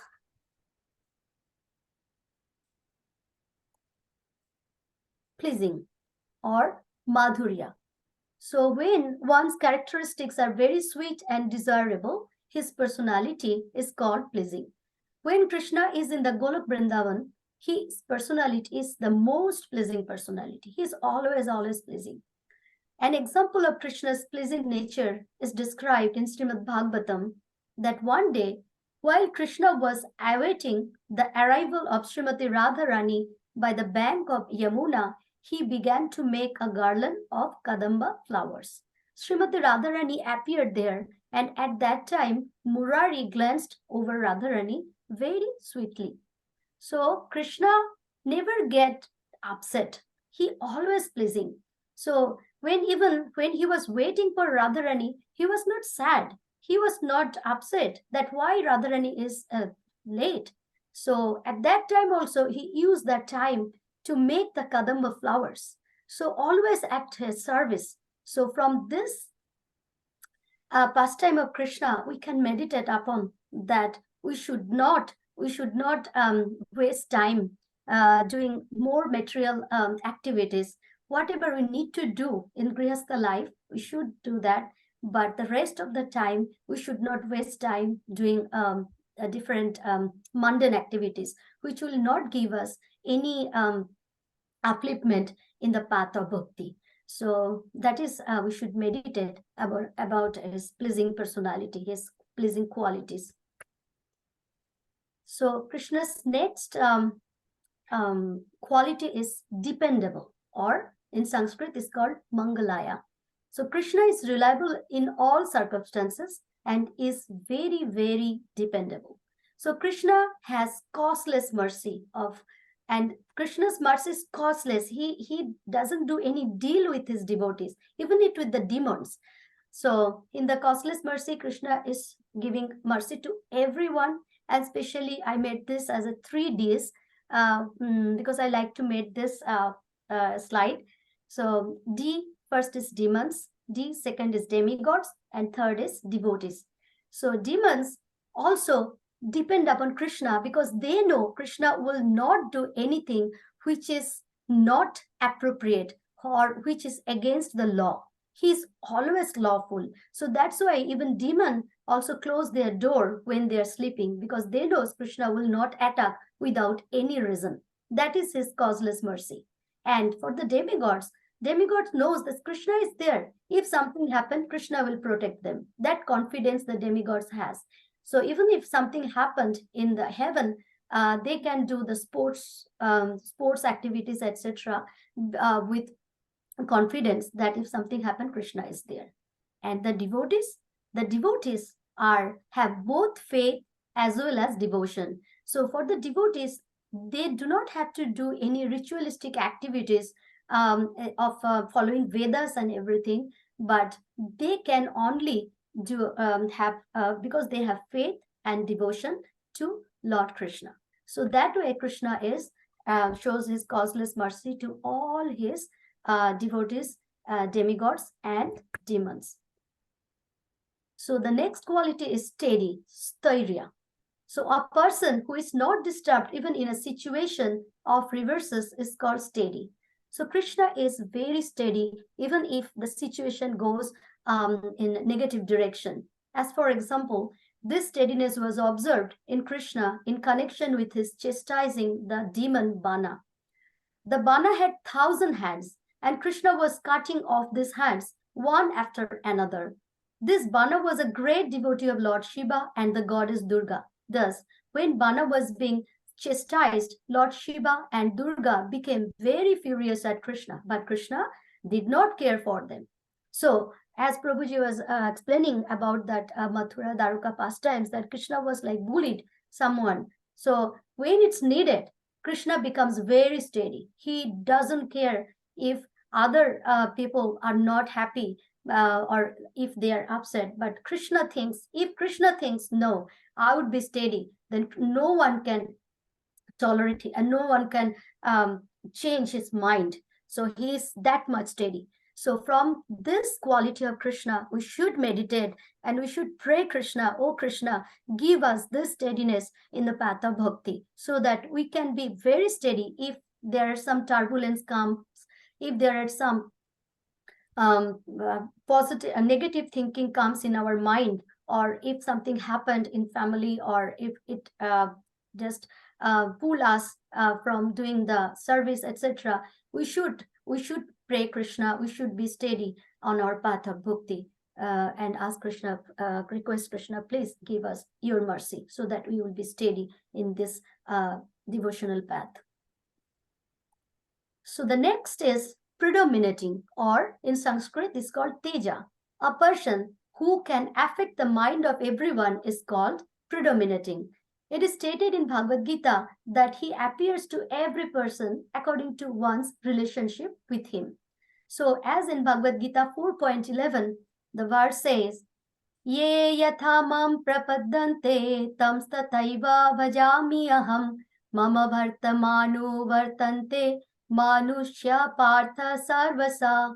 So Krishna is telling this verse, and in translation he says, as all surrender unto me, I reward them accordingly. Everyone follows my path in all respects, O son of Pritha.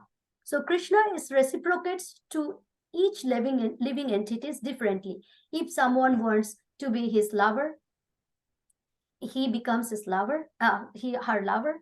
If someone wants Krishna as a friend, Krishna becomes their friend. If someone, if devotee wants Krishna to worship him as father, he becomes the father.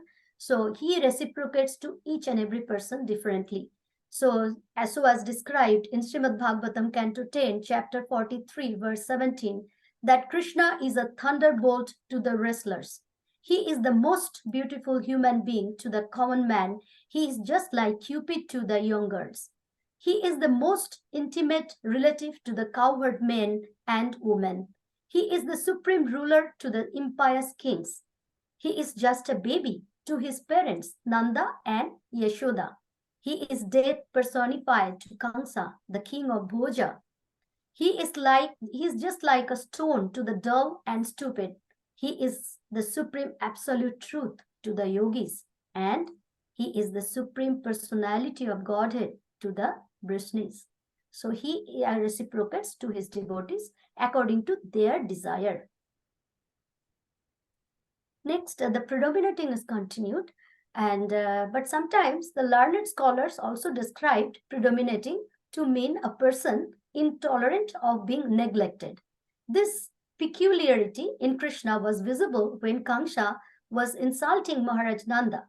Vasudeva was asking Krishna's assistance in killing Kamsa, and Krishna was glancing over Kamsa with longing eyes, just like a prostitute, and was just preparing to jump at the king.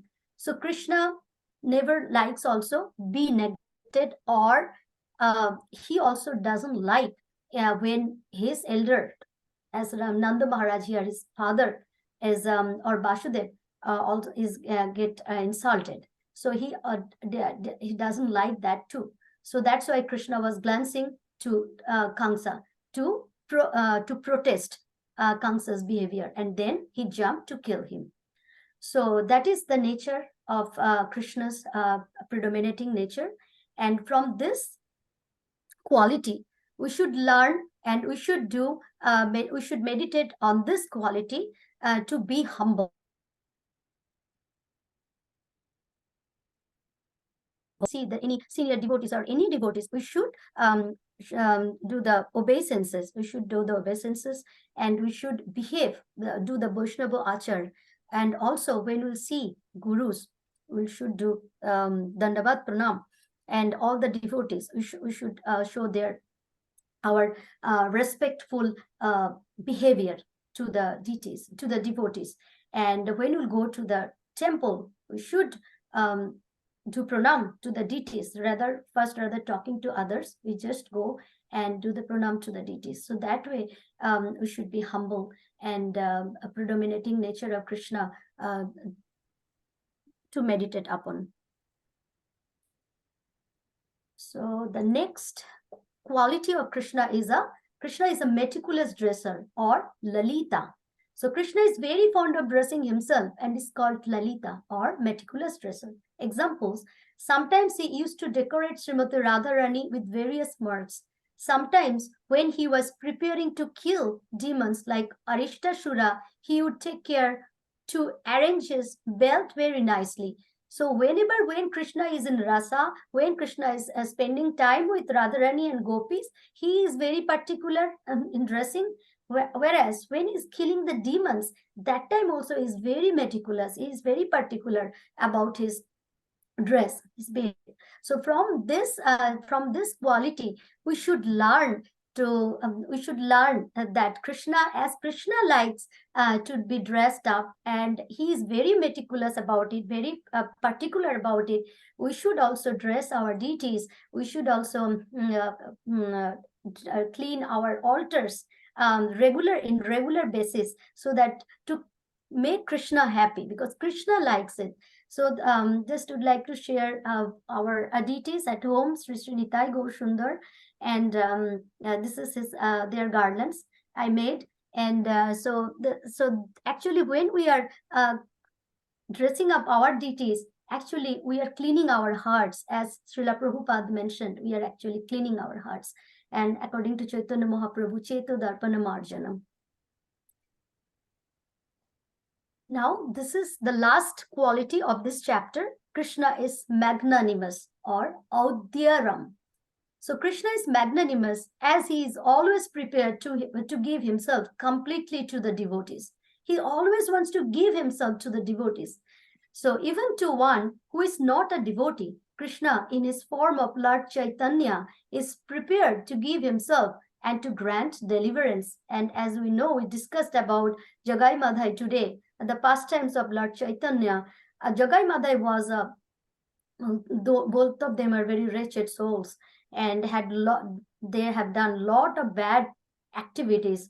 But with the help of Sri Nityananda Prabhu, Sri Chaitanya Mahaprabhu actually delivered them. At that time they were not the devotees.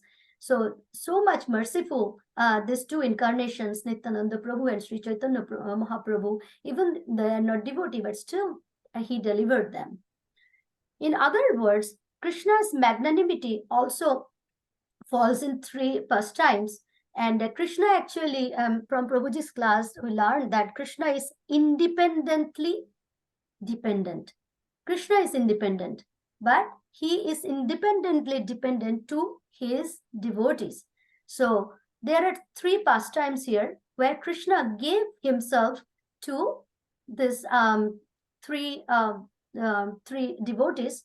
First is Rishi Garga. When Rishi Garga Muni came to give the name of Krishna, because of the religious instructions and everything, Krishna surrendered to his devotees, Rishi Garga.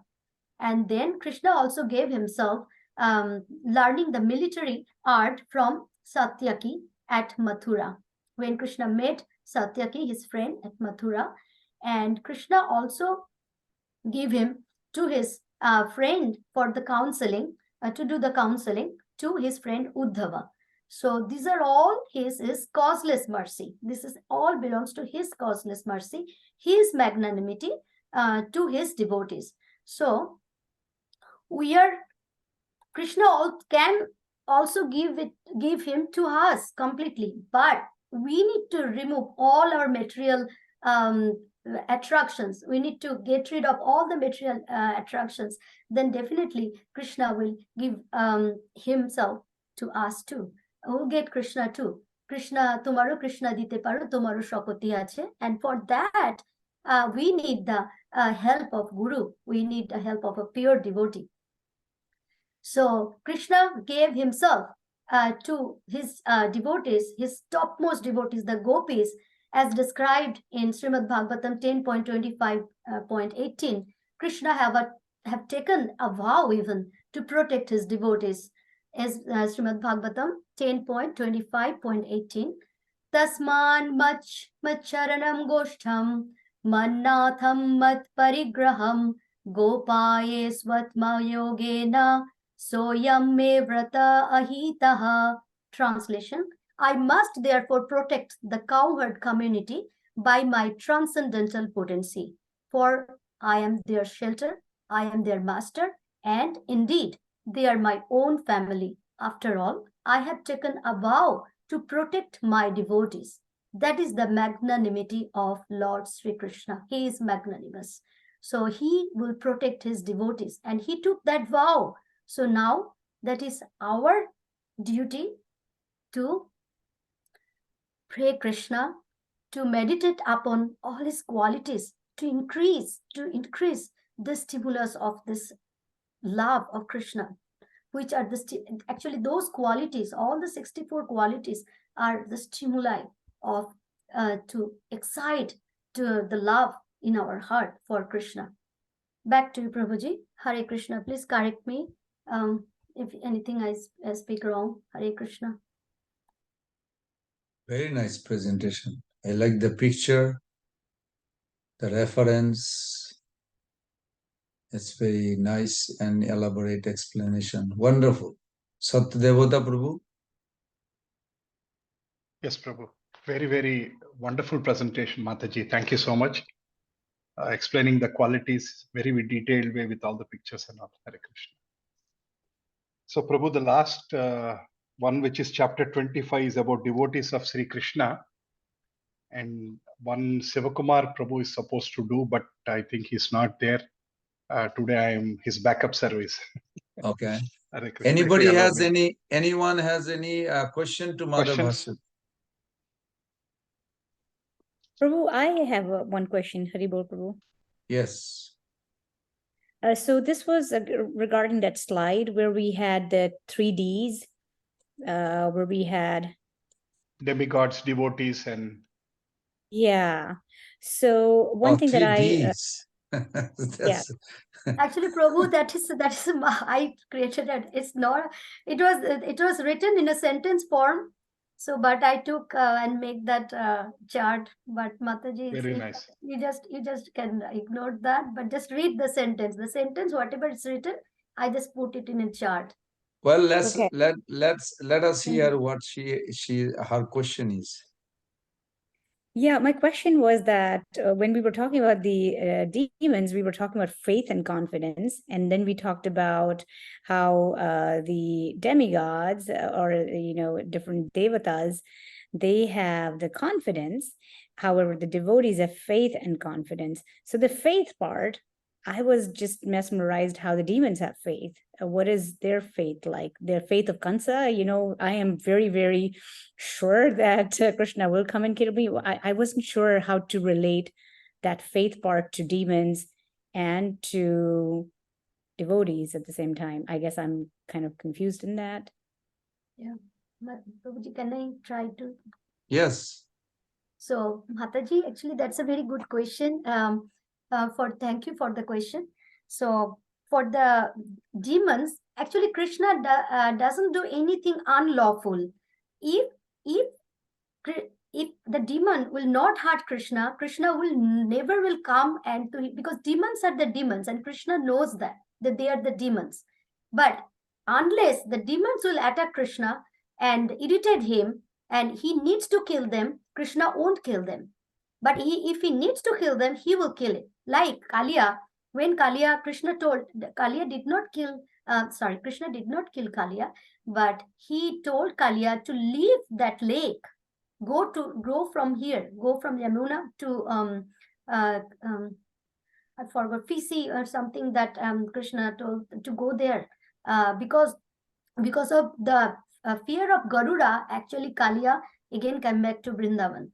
So that is the reason. So Krishna says, go there. So that's what the thing is. So that's why demons know that Krishna will not do anything unlawful. They will not harm, Krishna will not harm them. So that's why they close, they even in the Nectar of Devotion, it says that they even open the door when they are sleeping, because they know Krishna will not come and hit them from the back or unknowingly.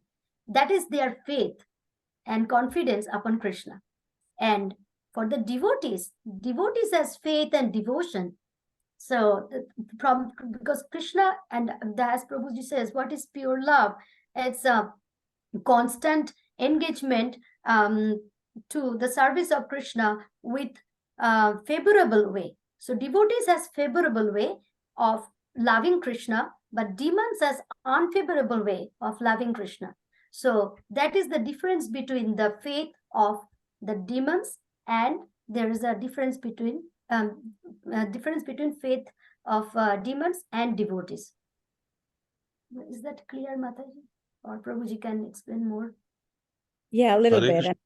Yeah. Hare Krishna, Thank you. Prabhuji. Yes, Prakash Prabhu, go ahead, Prabhu. Prabhuji, what I was saying, I would add is he is an enemy who follows the rules of the law.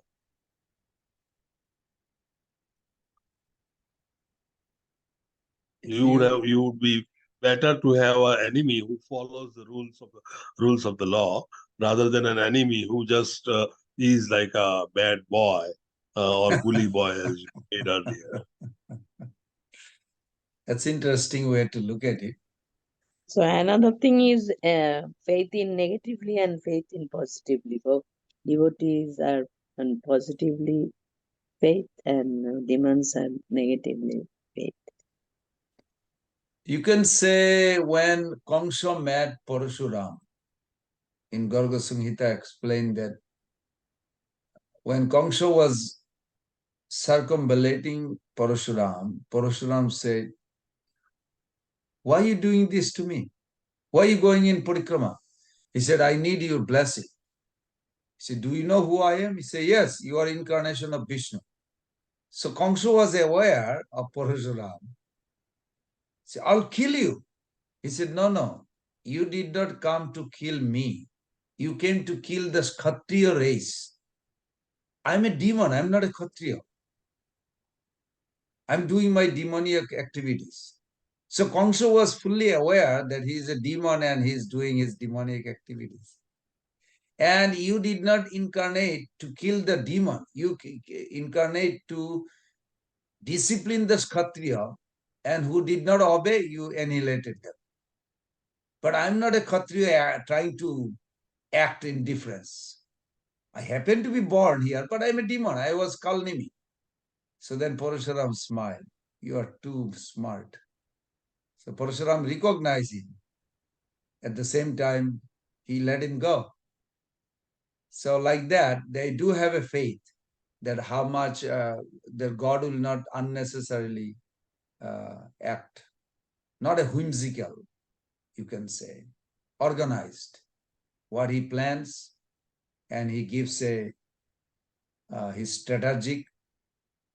These are the reason I'm going to kill, and those who are the impious that not following, they will just like that. So there is a law and order, systematic, you can say. Yes. Does that make sense? Prabhu, can I add one point, Prabhu? Yes. We can also quote Sishubalan, for whom God gave 100 chances, and in that way, finally, when he exceeded the 100th mistake, then only he was beheaded. That is also could be added here, Prabhu. Yes, this is very nice. And his mother tried so best to train this child. You know, this was disclosed when he was a baby on his birthday ceremony. Because Shishupal born with the 4 hands, and the mother was nervous. Can you imagine your child is born with 4 hands? What would you do? Maybe he's Vishnu or something, I don't know. But was not a symptom of Vishnu or anything. But then astrologer says that don't worry. Seeing the person, that 2 hands will disappear. Whenever your child will face the person that he will lose 2 hands, who will be the killer. So mother, of course, got so nervous, she fell down, and he said, Vasudev, son of Vasudev, please do not kill my son. Astrologer says, as you came here to give a birthday gift, Krishna went there because Krishna is also cousin of Shishupal. So he said, as you came, my two hands of my son disappeared. I'm so nervous. I am laughing because I'm not actually participating in the Leela, but Shishupal's mother was crying. She was desperate to protect her son. Then Krishna gave the option, as you said. Yes, he gave the option. Okay, mother, let's have a contract. I'll let him criticize me up to 99. As soon it hits 100, after that will be over. He'll lose. Okay, she agreed. I'll raise my son such a way that he never exceed that number. But you know what happened? Shishupal did not grow up that way. Shishupal grew up just as an enemy. What? Krishna going to kill me? No, I'm going to kill him. He's chanting mantra. When his childhood, his mother told him, I don't want you to ever talk bad about Krishna. Why, mother? Well, he will kill you then if you go to 100. So Shishupal grew up as a mantra chanting on his own. Nobody told him. He's like, Krishna going to kill me? No, I'm going to kill him first. This is the mantra he grew up. And he found out all the rumors, story. You think in ISKCON we have rumors? Krishna's time, Krishna faced that rumor. So many things. It was like a very mysterious. Anyhow, this is a very nice example. Yes, Dr. Padmini, this is a very nice example. Krishna gave him a structure, but I guess in action, when you are really angry with someone, you don't care about the number 100. You just want to keep on going. But Krishna counted. I remember in some theater, I saw that a player was saying, okay, 97. Shishupal said another word. 98, 99, 100, Sudarshan. Was very dramatic. Yes, that's a good example. Thank you. Is that okay, Mother Pravina Devi? Somewhat, Prabhu, because I never, I never thought of faith having any negative, negative, not connotation, but negative variation rather. I always thought faith to be Shraddha, and Shraddha is, our complete, that deep down feeling that, and our trust that Krishna is our savior. Now, having, the demons having faith, either that be negative for the Lord is something that I would have to, maybe meditate on, or, think about, or maybe not think about at all, because I don't want to think about it. But I just don't know if I am completely clear on the concept yet. So, but that's fine. I'll do some more reading on what Prabhupada is saying in this relation. But maybe it will be good actually. It will purify us, purify you. Even thinking that demon's relationship with Krishna. The reason is, if you look at this, how organized Krishna is, how organized God is. You know Kal Javan story. Kal Javan got a blessing from Shiva. What for? That no Jadava can kill me. Is Krishna Jadava? We sing this. Jadavaya, Madhavaya, Keshavaya, Nama. He is Jadava. Krishna takes that title.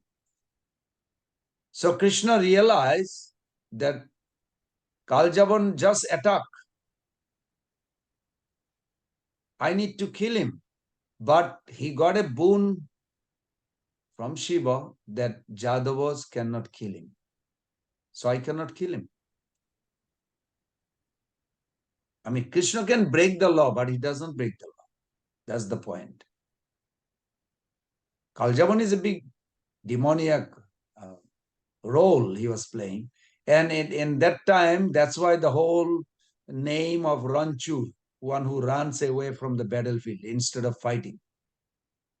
So Krishna literally took the name Ranchur. He was running away from the battlefield, not running away in a speed that Kaljavan will not catch him, but is almost can catch him, like a few feet far, almost catching him. And he brought him all the way to this mountain cave where Muchukunda was lying down. And through Muchukunda, he killed him. But he did not kill like planned, but the way it happened that Krishna put his chadar on Muchukunda's body, and this Kaljavan was yelling and literally kicked the body. And then Sanatana Goswami Pad writes that how Muchukunda opened his eyes after million years sleeping. He had a power because that's how he got blessing from the demigod. So in that case, you can also meditate. Yes, Krishna is a perfect organized God. He did not break his rules. So whatever faith Kaljavan had, it's fulfilled. Krishna did not break. So he had a faith that Jadava cannot, and he knows why he got the boon, because he knows that Krishna is Jadava, and he did not want Jadava to kill. So Krishna maintained that. Krishna never broke that. These are good meditation, actually. It will purify our consciousness in the material. Thank you for bringing this provoking example of how demon also has a faith. I mean, Kongsha has faith. I mean, a lot of story, a lot of pastime you can think. Kongsha had faith that nobody can kill. But he forgot that his enemies actually came as a nephew. He got the boon from Shiva that nobody can kill except his nephew. Kongsha said, nephew? No problem. But then Krishna came as a nephew just to kill Kongsha. It's very interesting. It's a nice, thoughtful question. Okay, Mother Bhashruti, there's one more question you have from Mother C. Ishopanishad. She raised hand. Hare Krishna. I was thinking about Kamsa when you mentioned that relation of faith and fear. So in relationship to the Mataji's questioning about demonic, I think I'm understanding that she felt as though that demonic is not having, demons do not have faith. Is that the question? Was that had something to do with it? No, demon has faith on Krishna that without any reason, Krishna will not attack them. Like there are so many demons they in Gokula. That's why Nanda Maharaj, all of them actually moved to Vrindavan, and initially they were in Gokula, and there are a lot of demons in Gokula, and even so as in Vrindavan, sent by King Kangsha, or it was naturally over there, but Krishna never attacked them. In any of his Krishna's pastime, it's nowhere mentioned that Krishna went and killed the demons, like killing the weeds with weed controller. It's not like that. But when those demons are irritating Krishna and try to kill him, that time he only kills. So that is the my understanding, Mataji, that's why demon has faith that without any reason, if Krishna won't will try to harm them. So only when they will attack Krishna, Krishna will counteract with them. That is the faith they have been mentioned in Nectar of Devotion, that they even they even open their door when they're sleeping, because they know that Krishna won't come and attack them. Like there should be a reason why Krishna is attacking them, because they are provocating the situation so that Krishna can act. Mother Bhashruti, the question, I think question is going into another direction. Is faith eternal or faith is assumed? Faith actually, Prabhuji, is eternal. Yes. No, Where is my the proof? understanding. Where is the proof?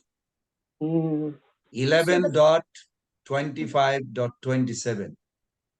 okay, I remember because I had a doubt 11. 20 years back, and one sannyasi helped me. From that time, I was completely fixed on that verse. Faith is eternal. We should understand. Faith is eternal with everybody, whether demon, devotee, karmic, and it doesn't matter. Everybody has a faith because faith is eternal. Question is, what kind of faith? This is Right. Krishna literally reveal. Sattiki adhat, yes, somebody put it there. Sattiki adhatmiki saddha, karma saddha surajasa. Tamasi adharme saddha, mat sevanam tu nirguna. So Krishna says that there are three types of faith here in the material world, and the fourth is for him. So Rajasa, this is Rajasic people, they have faith too. Karmi has faith. Tamasic has a faith, Sattvika has a faith. There are people who believes that if they become religious, they will become good and next destination is good. It's true. Krishna is saying here, Sattvika Adhyatmika Saddha. And there are people that who believes only if you work hard, then you will make success. There are people, Prahladananda Prabhu.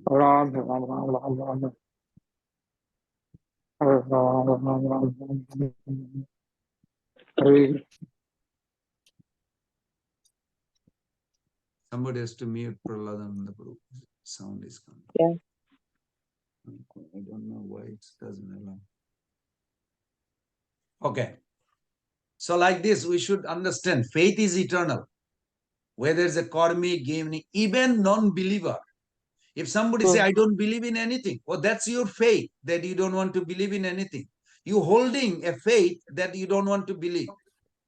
That is also faith.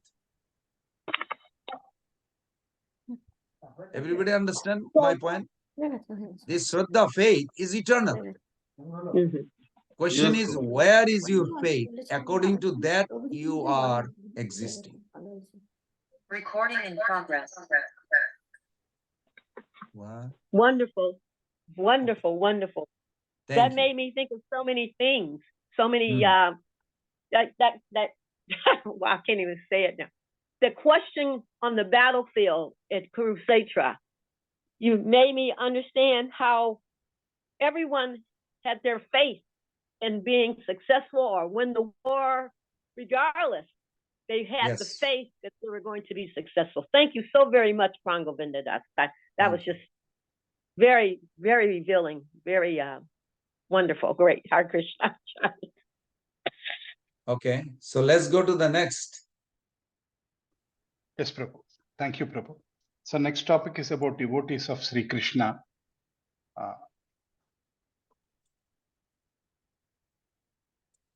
Devotees of Sri Krishna means that Krishna has all this quality as a Vishaya Alamban. Now we are talking about Ashraya Alamban. The devotees who has this also. Very nice. Who is presenting? Oh, Satyadevata Prabhu. Go ahead. Yes, Prabhu. On behalf of Shivkumar Prabhu, I'm doing it now. So, Prabhu, after this, I have an office call to take. So I don't know if there are questions. Two things. One is time. Second thing is I'm not qualified to answer such questions. I will have to request you to only answer any questions coming up. You are humble, basically, no, Prabhu, this is a very higher topic for my level of devotion. Devotee means, here there is a topic about devotees of Krishna, and devotee means one who is always absorbed in Krishna consciousness. Actually, I was stuck with this definition, which is very beautiful, who is always absorbed in Krishna consciousness. So I wanted to recheck if I'm a devotee or not. Now, coming to the types of devotees, because I'm a part-time devotee, I think about Krishna only sometime during the day. I'm not able to think about him all the time. So devotees are basically classified into two parts. One, who is trying to cultivate devotional service sincerely. That means they are in the right path. They are in the process of being perfected. And the second category is basically the devotees who are already in the perfect stage. So here this classification is going to help us to understand more about both types of categories and their nature, their characteristics, and also we will talk a little bit about who are the eternally perfect devotees. Now coming to the people who are cultivating the devotee service, which is basically like sadhaka. So sadhaka, all these days I was thinking sadhaka is a name even given to the neophyte, but I realized here sadhaka is basically given to somebody who is cultivating the devotion in Krishna consciousness and almost connecting to like a Madhyamadhikari. So 11 to 46, basically talking about having unflinching faith towards Supreme Lord, who is friend of all devotees, who has mercy to the ignorant, and basically he disregards the non-devotees. He's uninterested in the non-devotees kind of things. That's the definition of Madhyamadhikari. And if any devotee who is in this path, who has tears, basically that's a sign that samsara davana la, which is basically the fire of material existence will be extinguished. That is a time that sense of materialism is kind of getting burnt up. If any devotee have a shivering of body and hair standing up, that kind of features, as Prabhuji also explained before, in the bhava stage, basically one needs to understand that they are nearing perfection. Now, coming to the definition of perfect devotee, who is a perfect devotee, what does it mean? He's basically never ever tired in executing devotional service 24/7. He's constantly relishing the mellows of relationship with Krishna. He identifies himself with a relation to Krishna and is always engaged in the Krishna consciousness. We understood now the difference between somebody who's a sadhaka and who is a perfect devotee. Now, how does the perfection can be achieved? Perfection can be achieved in two different ways. One, by gradual sadhana, which is Vaidhi sadhana bhakti. The second one is a causeless mercy of the Lord. Now, again, coming to this first step, which is gradual sadhana or Vaidhi sadhana bhakti. So, which basically means that one is constantly engaged. One is free from the false ego of the material existence, trying to come out of the bodily constitution and conception. He's always joyful in his devotional activities, taking one after the other and running around always with a joy. And Shastra say that even Yamaraja is so scared to go near such devotee, because the devotee always melts with ecstasy. Transcendental symptoms start showing up. And this is all possible only by the association of the pure devotee. Prahalada here says that one cannot attain the perfectional stage of devotion without bowing down before exalted devotees. And Markandeya Rishi attained perfection in devotional service simply by executing such regulative principles of service. So this is a proof that the sadhana really helps us to get to what we are looking for. Now, moving on to the next part of this one, we spoke about gradual sadhana. The second part is causeless mercy of the Lord. So causeless mercy of the Lord also can take us to the perfect stage. And some examples given are Dvijapatnis and Sukadeva Goswami.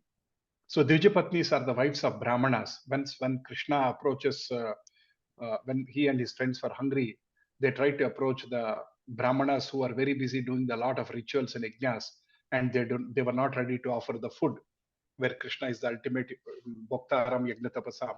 But when Krishna and the friends tried to approach the wives of the Brahmanas, innocent Brahmana wives, they were just helping their husbands do all the rituals. They were ready to go give all the prasad, whatever they have prepared to the Krishna. So in that situation, Krishna blessed them with the love of ecstasy of Godhead. And all these Brahmanas, once they come to know about their wives, they started praising them, saying that you never went through any reformatory performances. You never resided in the monasteries of the spiritual master. You have not observed the strict principles of celibacy. You have not undergone any austerities. You have not had any philosophical understanding, but you have attained them. You have not attained any mystical things, but you have attained the love of Krishna. So how fortunate you are, without going through any things, without the Brahmanical thread, without the Brahmanical understanding, yajnas and all these kinds of things, yet you are able to get the mercy of the Lord and get the love of the Godhead. So that is one example. The second example is Sukadeva Goswami. So Narada Mahamuni says that one, dear Sukadeva Goswami, you never took the trouble to reside under the care of a spiritual master. You never took the trouble to undergo severe austerities, yet you have the Brahma Jnana. You have the understanding of the supreme absolute truth. So that talks about a couple of examples of how costless mercy of the Lord can take us to make us a perfect devotee. Now, perfect devotees again are of two types. One is a devotee which has become perfect either by gradual sadhana or by the mercy of the Lord. Whereas there is a second category of perfect devotees who are called Nitya Siddhas, who are eternally perfect. They are always perfect. Unlike the eternally Baddha, which is basically like Nitya Baddha, which is eternally conditioned people. So Nitya Siddhas, it is explained here that they are on the same level of Krishna and can even attract the Lord. They are eternally Krishna consciousness and they are never forgetful. They always remember Krishna life after life after life. In the Padma Purana, when there was a conversation between Lord and Satyabhama, he says that, in fact, all the Yadus who have taken birth here are his eternal associates. They are like his personal expansions. They are dear to me and I am dear to them. He says that, in fact, they are born to fulfill the transcendental mellows and support him in all his pastimes. Bhagavatam 10:14-32, there was a beautiful poem. Aho bhagyam nanda gopa vrajaukasam yanmitram paramanandam purnam brahma sanatanam. How fortunate are the residents of the Vrindavana, the cowherd men, Nanda and Yashoda. The supreme Brahman has become their intimate friend and is enjoying the transcendental mellows. Aho bhagyam, aho bhagyam.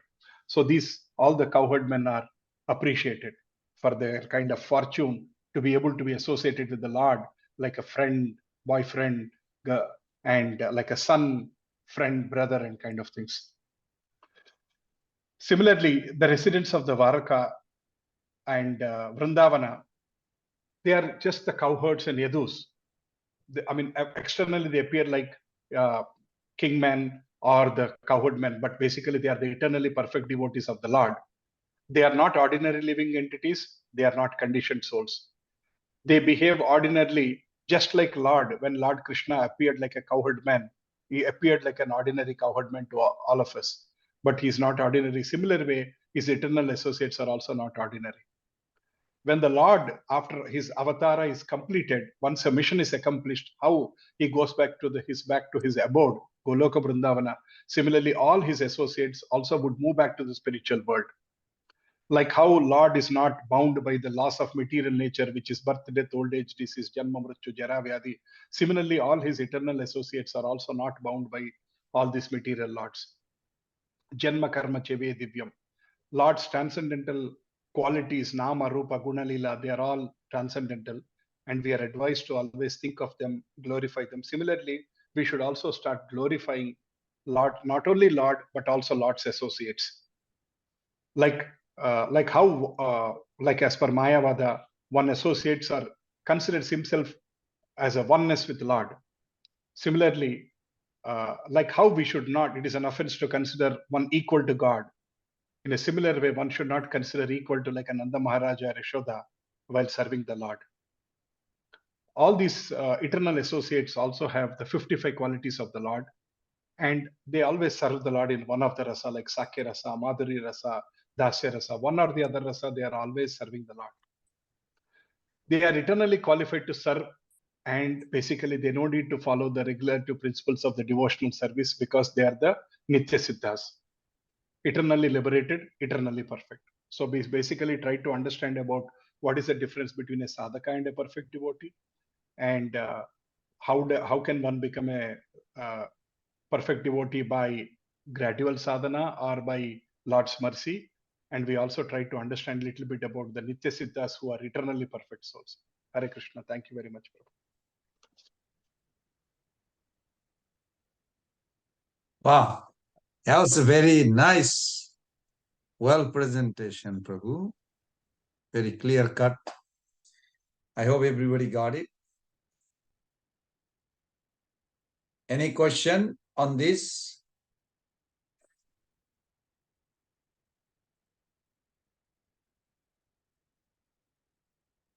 Mother Padmini?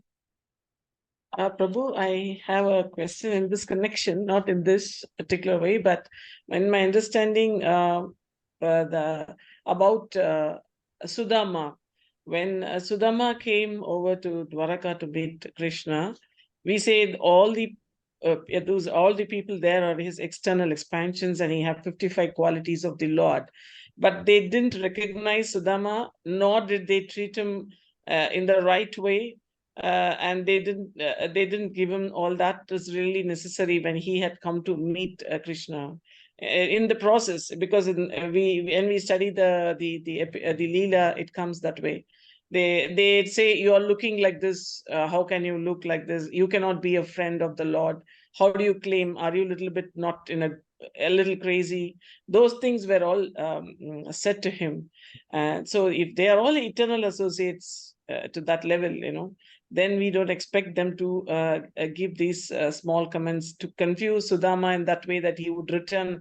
He took a step back and said, okay, now I may not be even able to see Lord, and so I need to have. And then Krishna comes running and saying, why did you go back? This is what is my understanding about it. I don't know if I'm right with this question. My question is, if they're all the eternal expansions, if they're all that type of devotees, they should easily recognize another devotee. Satyadevata Prabhu, you want to try? I'll just give a try, Prabhu. I will give a try, Prabhu, but I know I could be totally wrong. What I understood, Mataji, from I had similar question, Mataji, sometime back, not just on the Sudama, but what I understand is all of them are playing some kind of a role in the Leela, and it's like playing a part in a kind of a play. Everybody have a role to play. So I think for every pastime, all of the eternal associates of the Lord, whichever position they take, whether they are Gopas or Gopis or father, mother, any kind of thing, they all have a role to play to make that pastime to be memorable, or for the pastime to happen for the God to enjoy. So I was thinking maybe they have done it in certain way so that the pastime of the Sudama happens, where Lord come out and then receive him and then serve him and show how he is grateful to his childhood friend. Very That's good. my limited understanding, Prabhu. Please correct me. No, this is good. This is good. Very healthy discussion. Let's see, Mother Sri Upanishad, if she wants to say also. Chai Prabhu, in relationship to Sri Dhamma, I'm not sure, maybe his pastime with Krishna was very sad, because at one point in time when they were boys and playing cowherd boys, Sri Dhamma was being selfish with some sharing of some popcorn or some food or something like that, and he didn't want to share it with Krishna. So I'm thinking that the result of that led him into having to become, in his next life or next pastime or whatever, in that same pastime, being poor and learning to become humble. Does that have anything to do with it? Exactly, that is not 100% bona fide. This is Roma. This pastime I heard this from also another devotee. I said, where is the reference you bringing it? I don't remember everything, but I read enough on the Brihad Vaishnav Tosani of Sanatan Goswami Pad's explanation that these pastimes of Sandipuni Muni's ashram, where the student, or when they go for shiksha in Gurudev's place, they are put into test before they graduate. They are given different assignment to test it. And Krishna and Sudama went in a place where to collect the woods, and it was some or other creation of Jogomaya that it became so cloudy. All of a sudden rainstorm came, then they had to wait there for whole night, could not come back. At that time, Sudama was eating something, but it was not like he was not trying to share with Krishna. That was not exactly clearly mentioned in my knowledge of any authentic reference. The rumor that's spreading, oh, he didn't want to share, that's not true. Because when Sudama came to, you can go in Bhagavatam 81 chapter, 81 chapter, you can see there are few verses are there if Krishna reminds me one verse. Yeah, Naham ijja prajati bam tapasa upashaminava guru shushrushaya yatha. So one verse when Sudama was entering into Dwarka, everybody started gossiping because his appearance, first of all, he had to walk from where he was to Dwarka. It was not an easy walk. It took many weeks. And he appeared like a poverty-stricken, you can say. So when he introduced the Brahmanas, now who are the Brahmanas in Dwarka? They used to get, just imagine, millions of cows as a donation. They are like a rich Brahmana. They have family, they have children, everybody, they have like a very comfortable house for fire, jagna, everything. And first time they met their Lord's friend, childhood friend or school friend, you can say, who is poverty stricken. They were like shocked. So then he was escorted to Rukmini Devi's palace, and she had a 300 maid servant who started talking about it. How can Lord, who is the supreme personality of Godhead, and his wife that we serve, Rukmini Devi, is Mahalakshmi. She is not Lakshmi of Vaikuntha. She is above that, Mahalakshmi. She has unlimited opulences. That Lord's best friend, school friend, doesn't have even a proper clothing. He had a nuts in his, how do you say in English? I'm not sure. Langat. Langat is like a little dhoti above the knee. I think they call it. I don't know in English, but just imagine that a little brahmachari cloth, but above the knee is like a very... Cloth, 3/4. Loin cloth. Yes, Prabhu.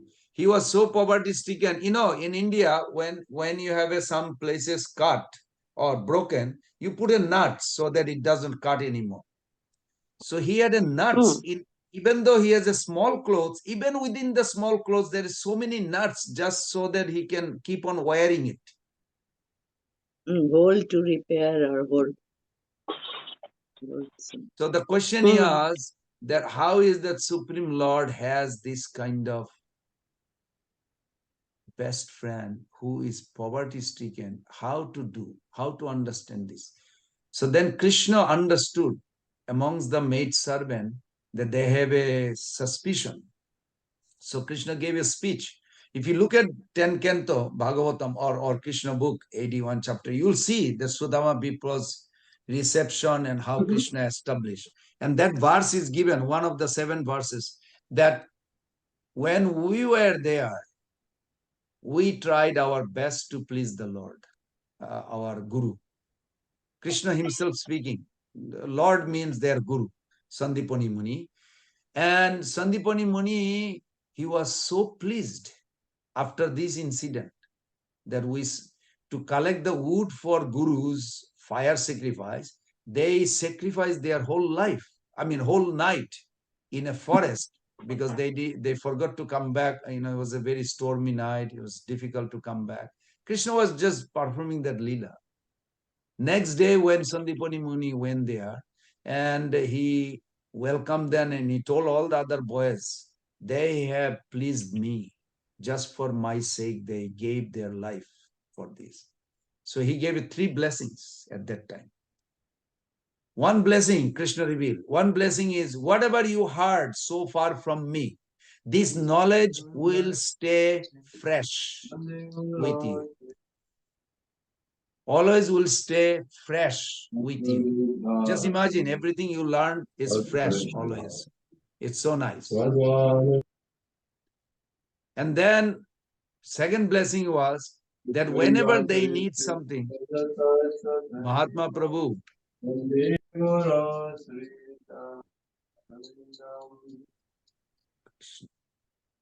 just going back and forth. Okay. Then the third one, that whatever they desire, it will be fulfilled. So then Krishna revealed, these three blessings are eternally with us, me and my God brother.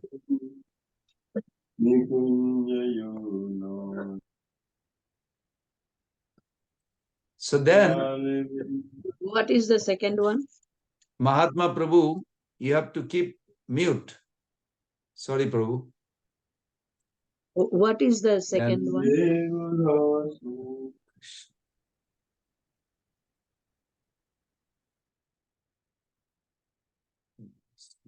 Who can do it? Mother Bhashuddhi, can you keep helping on the muting?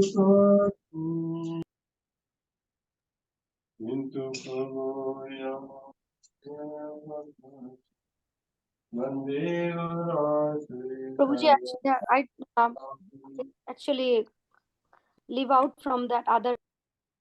I see. Okay.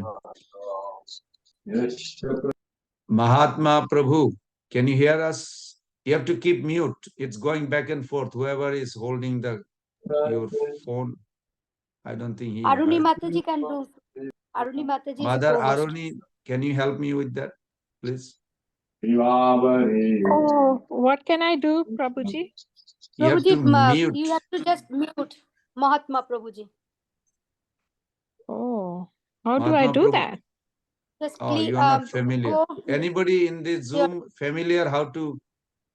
Okay, I Yes, got it. I can do it, Prabhu. Oh, Mother Sankari. Mother Sankari. Who said who can do it? I can do Parekh. it, Prabhu. Prakash I can Parekh. do Prabhu too. Thank you. Okay. Yeah, Prabhuji did it. Okay. Thank you. So then point to us that how is that he is poverty stricken? So Krishna says that every day Vipra Sudama, Sudama Vipra, he prays to me that my Lord,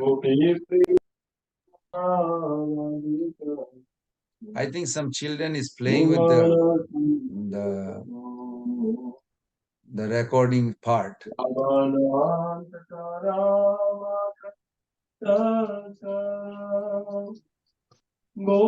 I don't think he heard. He's praying. Mother Aruni, you just go to Prabhuji's Mahatma Das that is there, and then No, Mother right Sankari, can you do it? She's familiar. Let's see.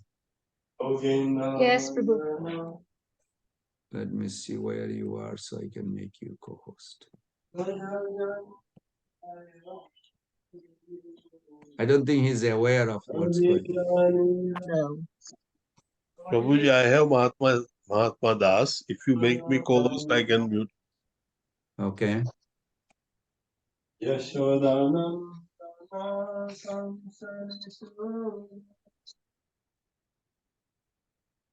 is muted. Okay. Prabhuji is muted. Thank you. Hare Okay. Krishna, Prabhuji. Thank you. So let's finish this. So then what happened? Krishna says that every day Viprasudama prays to him. And in front of Viprasudama, he is revealing this truth.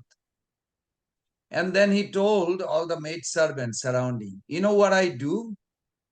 None of you know. I literally go there to his house and I guard his house, make sure what he wants is maintained. Viprasudama prays, I do not want anything today, my Lord. I have enough to eat. That's all I need.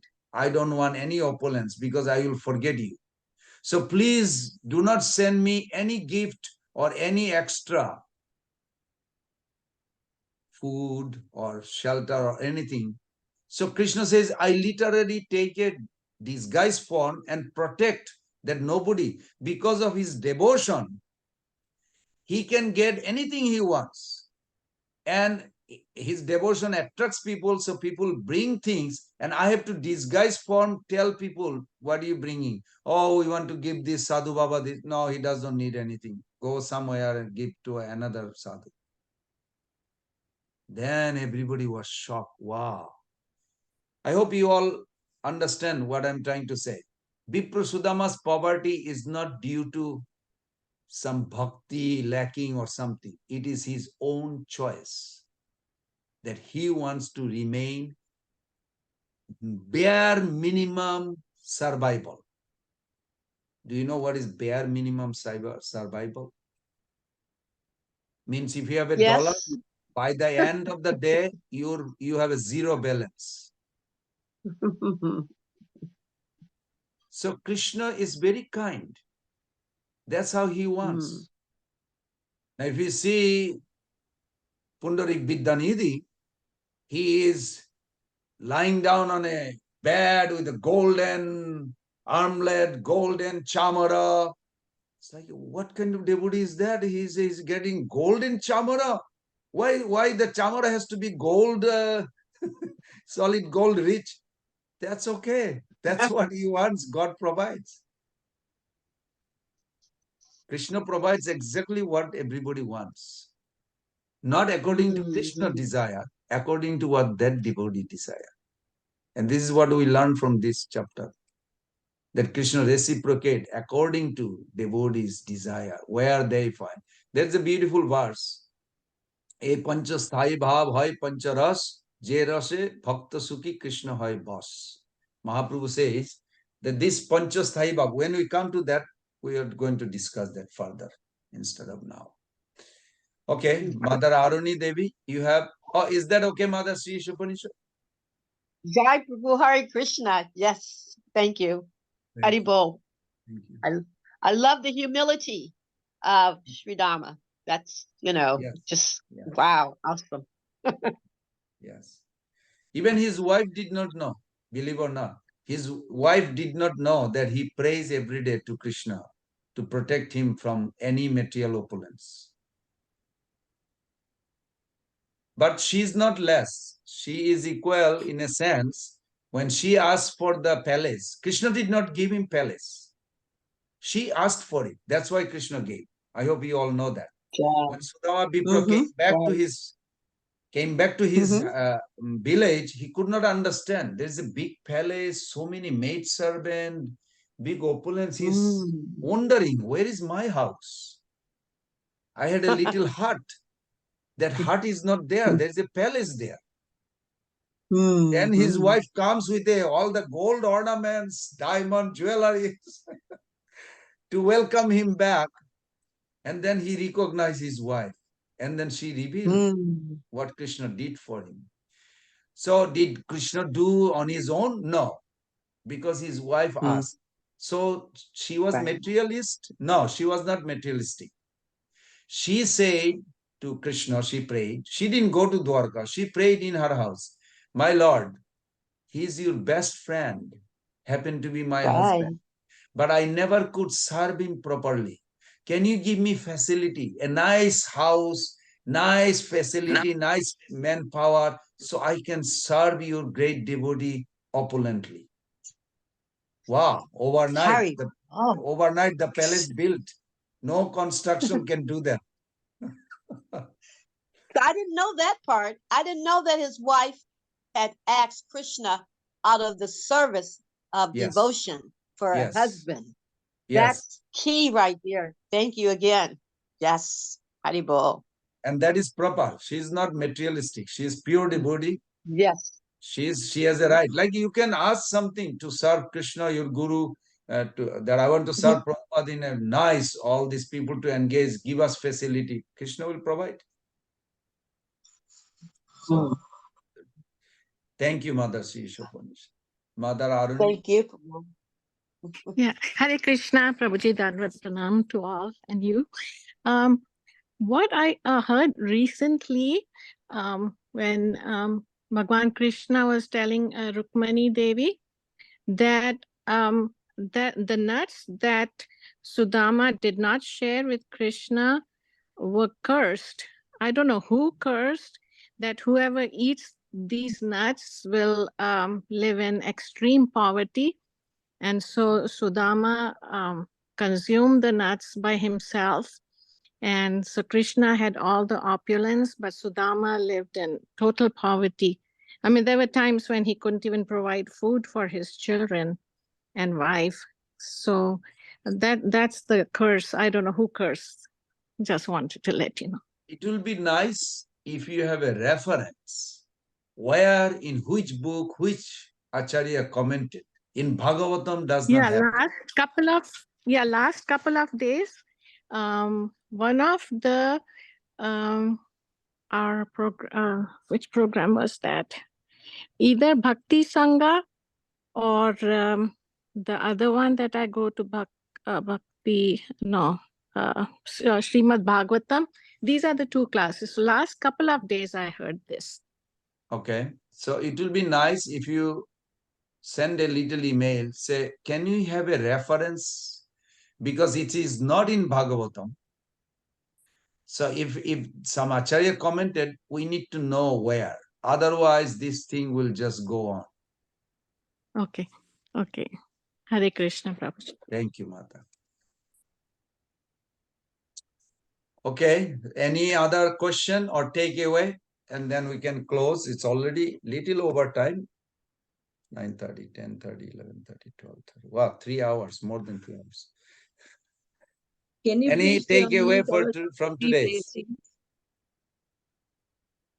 Jai Yes. Prabhu, I have a takeaway. You Yes, Mother. explained that the first wave, Vibhava, is a component of the rasa, which stimulates your eternal affection for Krishna. Yes. And Vibhava. heightened, Vibhava. irreliable intimacy. Yes. I love that.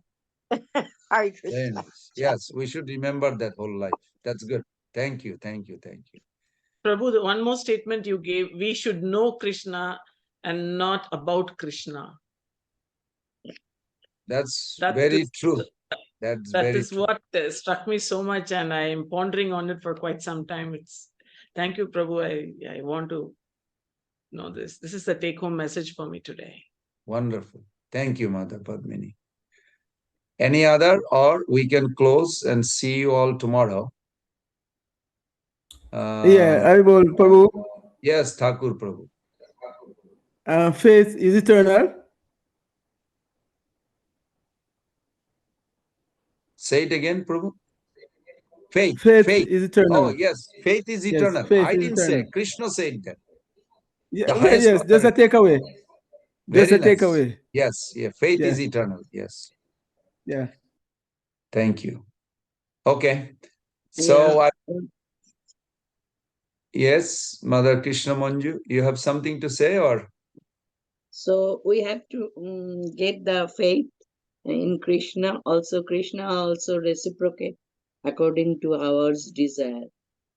So Krishna that's does reciprocate. 4.11 Bhagavad Gita. Jejathamam prapatante snam tateva bhajamiham. Yes, he reciprocate according to our understanding, according to our, yes. Okay. Any other, or we can close one here? question I have, that you says that 3 kinds of blessings. One is whatever you heard from God always will be fresh. And No. I didn't say that. I said Krishna and Sudama Vipra got blessing from Sandipani Muni, Guru. Not that whatever we get. Because they pleased their Guru, Guru gave that blessing. You can read in 81 chapter, Bhagavad Gita. I mean, Bhagavatam, 10th canto. Okay. That is only What was the applicable. second one? The applicable is only to the student. That Krishna and Sudama Vipra, they are student of Sandipani Muni. Okay. Hare Krishna Prabhu. Hare Krishna. Mahatma Prabhu, we heard your Mangalarti. You heard my Mangalarti? Yeah, somebody was, it was going on and off, and then Dr. Prakash Prabhu, he made it Oh my God. Okay, thank you. Maybe it's okay, Prabhu. I have one. You told three stages of prema in Vrindavan. You mentioned. Can you three stages you mentioned, right? Not 3 stages, because stages means you can achieve 3 types. Oh, 3 types. Yeah, 3 types. 3 types exist in Vrindavan, according to Jiva Goswami Pad. He says, Vivek Shunna Prem. Vivek Shunna Prem means, Vivek means where the discriminating power or, diligence, like intelligent and diligence, Vivek Buddhi. I don't know what you could say, conscientious is applied. They don't apply this. Like, for an example, trees. Trees are the family devotee. Like, if you want to love Krishna with your whole family member, you can become a tree in Vrindavan, Golok Vrindavan. You become the main trunk. Pranayavaloke janandanandana vichitra vesha akarna venu saha Krishna sara. Those verses actually explain this. In Venu Git, you can see that how beautiful the trees are, so fortunate. And Prabhupada actually says in 7th canto, ideal householder life in the one purport, he says if somebody loves his family so much that he sees that he cannot practice Krishna consciousness without family, then he can go and take the whole family in Golok Vrindavan. I like that. Very nice. It is not a conception of Mormons. Mormons, that's how they think. They think of the blood relation. We don't go by the blood relation. Blood relation, Muslim also, blood relation, they give very importance. Mormons also, in America, I see that. Mormons, Islam, they do blood relation. You are born in a particular family, that's it. Your religion is stuck there. But that's not correct. We are soul. We're spirit soul. But nonetheless, Prabhupada did say, if you think you can progress spiritually only when you are with the family because they help you to progress, then you become sincere, serious, and take the whole family to spiritual world.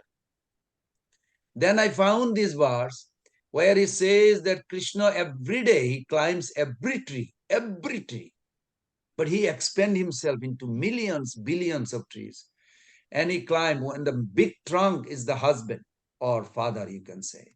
And the vine that wrap around, that Krishna embrace, when he climbs the tree, he embrace. That is the wife of the, or the mother of the, I don't know how you say it, wife or mother. And the daughter becomes the flower. And Krishna climb and sit down on each trunk, and he smells the flower, and she's so happy. She served Krishna. Then Krishna throw this on the ground. She again pops, because there is no death. Again pops another flower in, just waiting for Krishna to pluck. Like this, the fruit, the sun become the fruit. Then Krishna take a bite, he eat it. Krishna feels so, the boy feels so happy. Now, don't think of a gross way, because we don't eat boy and girl like that. But over there, the form is all relishable. So the fruit is not dead. The fruit Krishna eat and throw it. This is the highest ecstasy. And then it becomes again fruit. They are eternal. But the lila goes like this. So whole family goes there like this. Why did I bring that? Oh, because Sandipani Muni is blessing.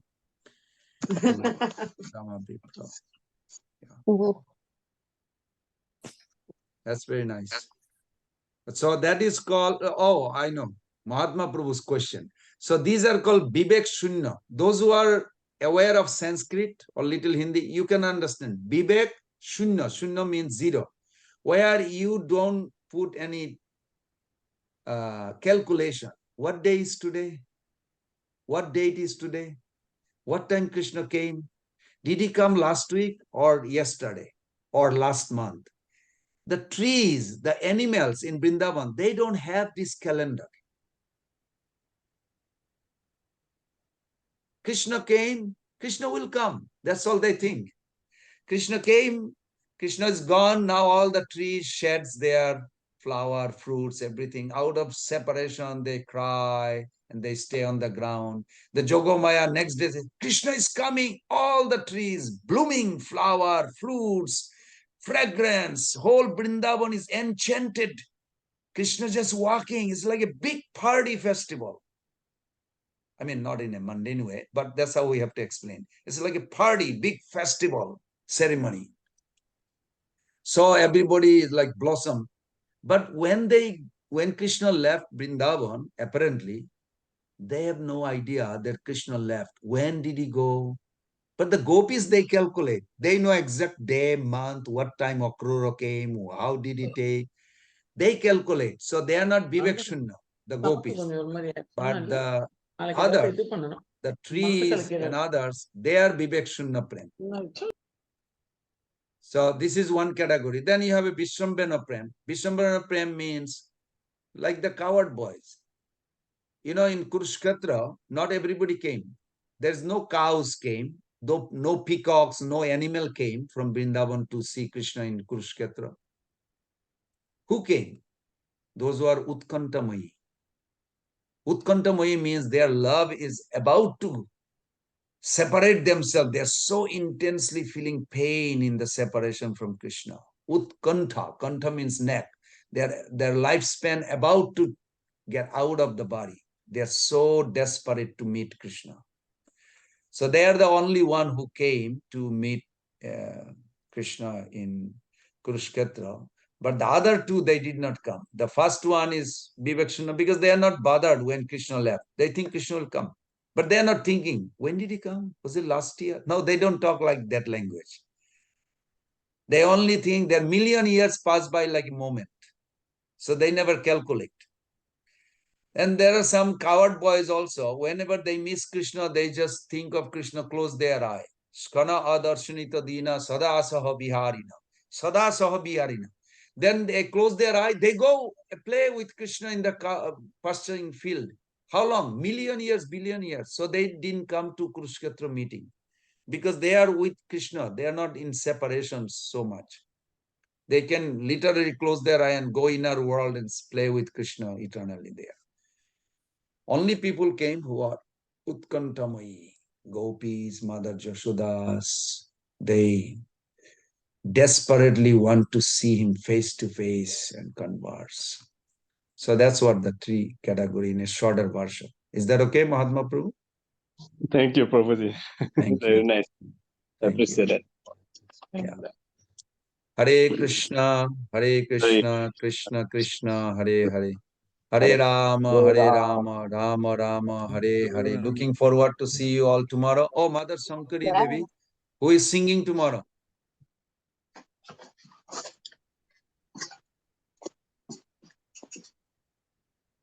Mother Sankari Devi, are you there?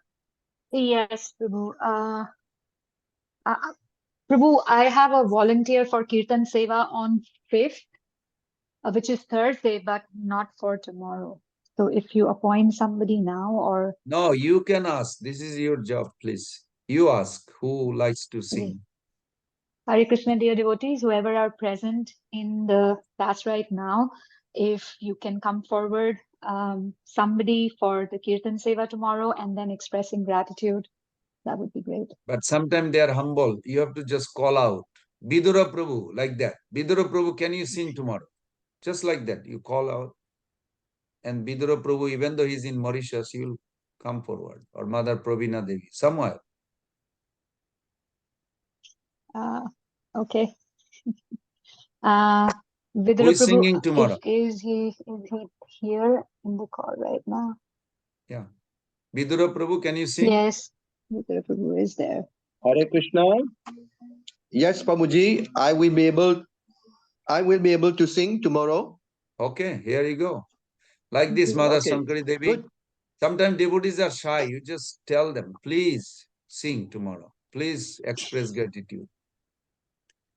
Sure. Give the hard part to Mother Pravina Devi. She is going to express gratitude. Just tell her. She has to prepare. If she feels pressure, that's good. Because to feel pressure to glorify, appreciate Prabhupada and Guru, this is very nice. Yes, so She's here, Pravina Mother Mataji. Pravina Devi. You are going to express gratitude tomorrow. Is that okay?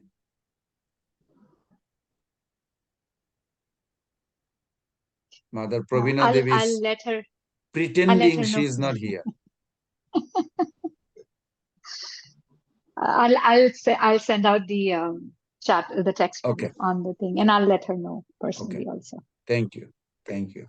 Can you please request them to post PowerPoints? Yes. Yes, Mataji, I'll do that. You can say. Sure. Thank you. Hare Krishna, Krishna Krishna, Hare Hare. Hare Rama, Rama Rama, Hare Hare. Vancha kalpataruvesya kripa sindhuvesya patitanam Prabhupada ki jai, Samveda Vaishnava Vrinda ki jai.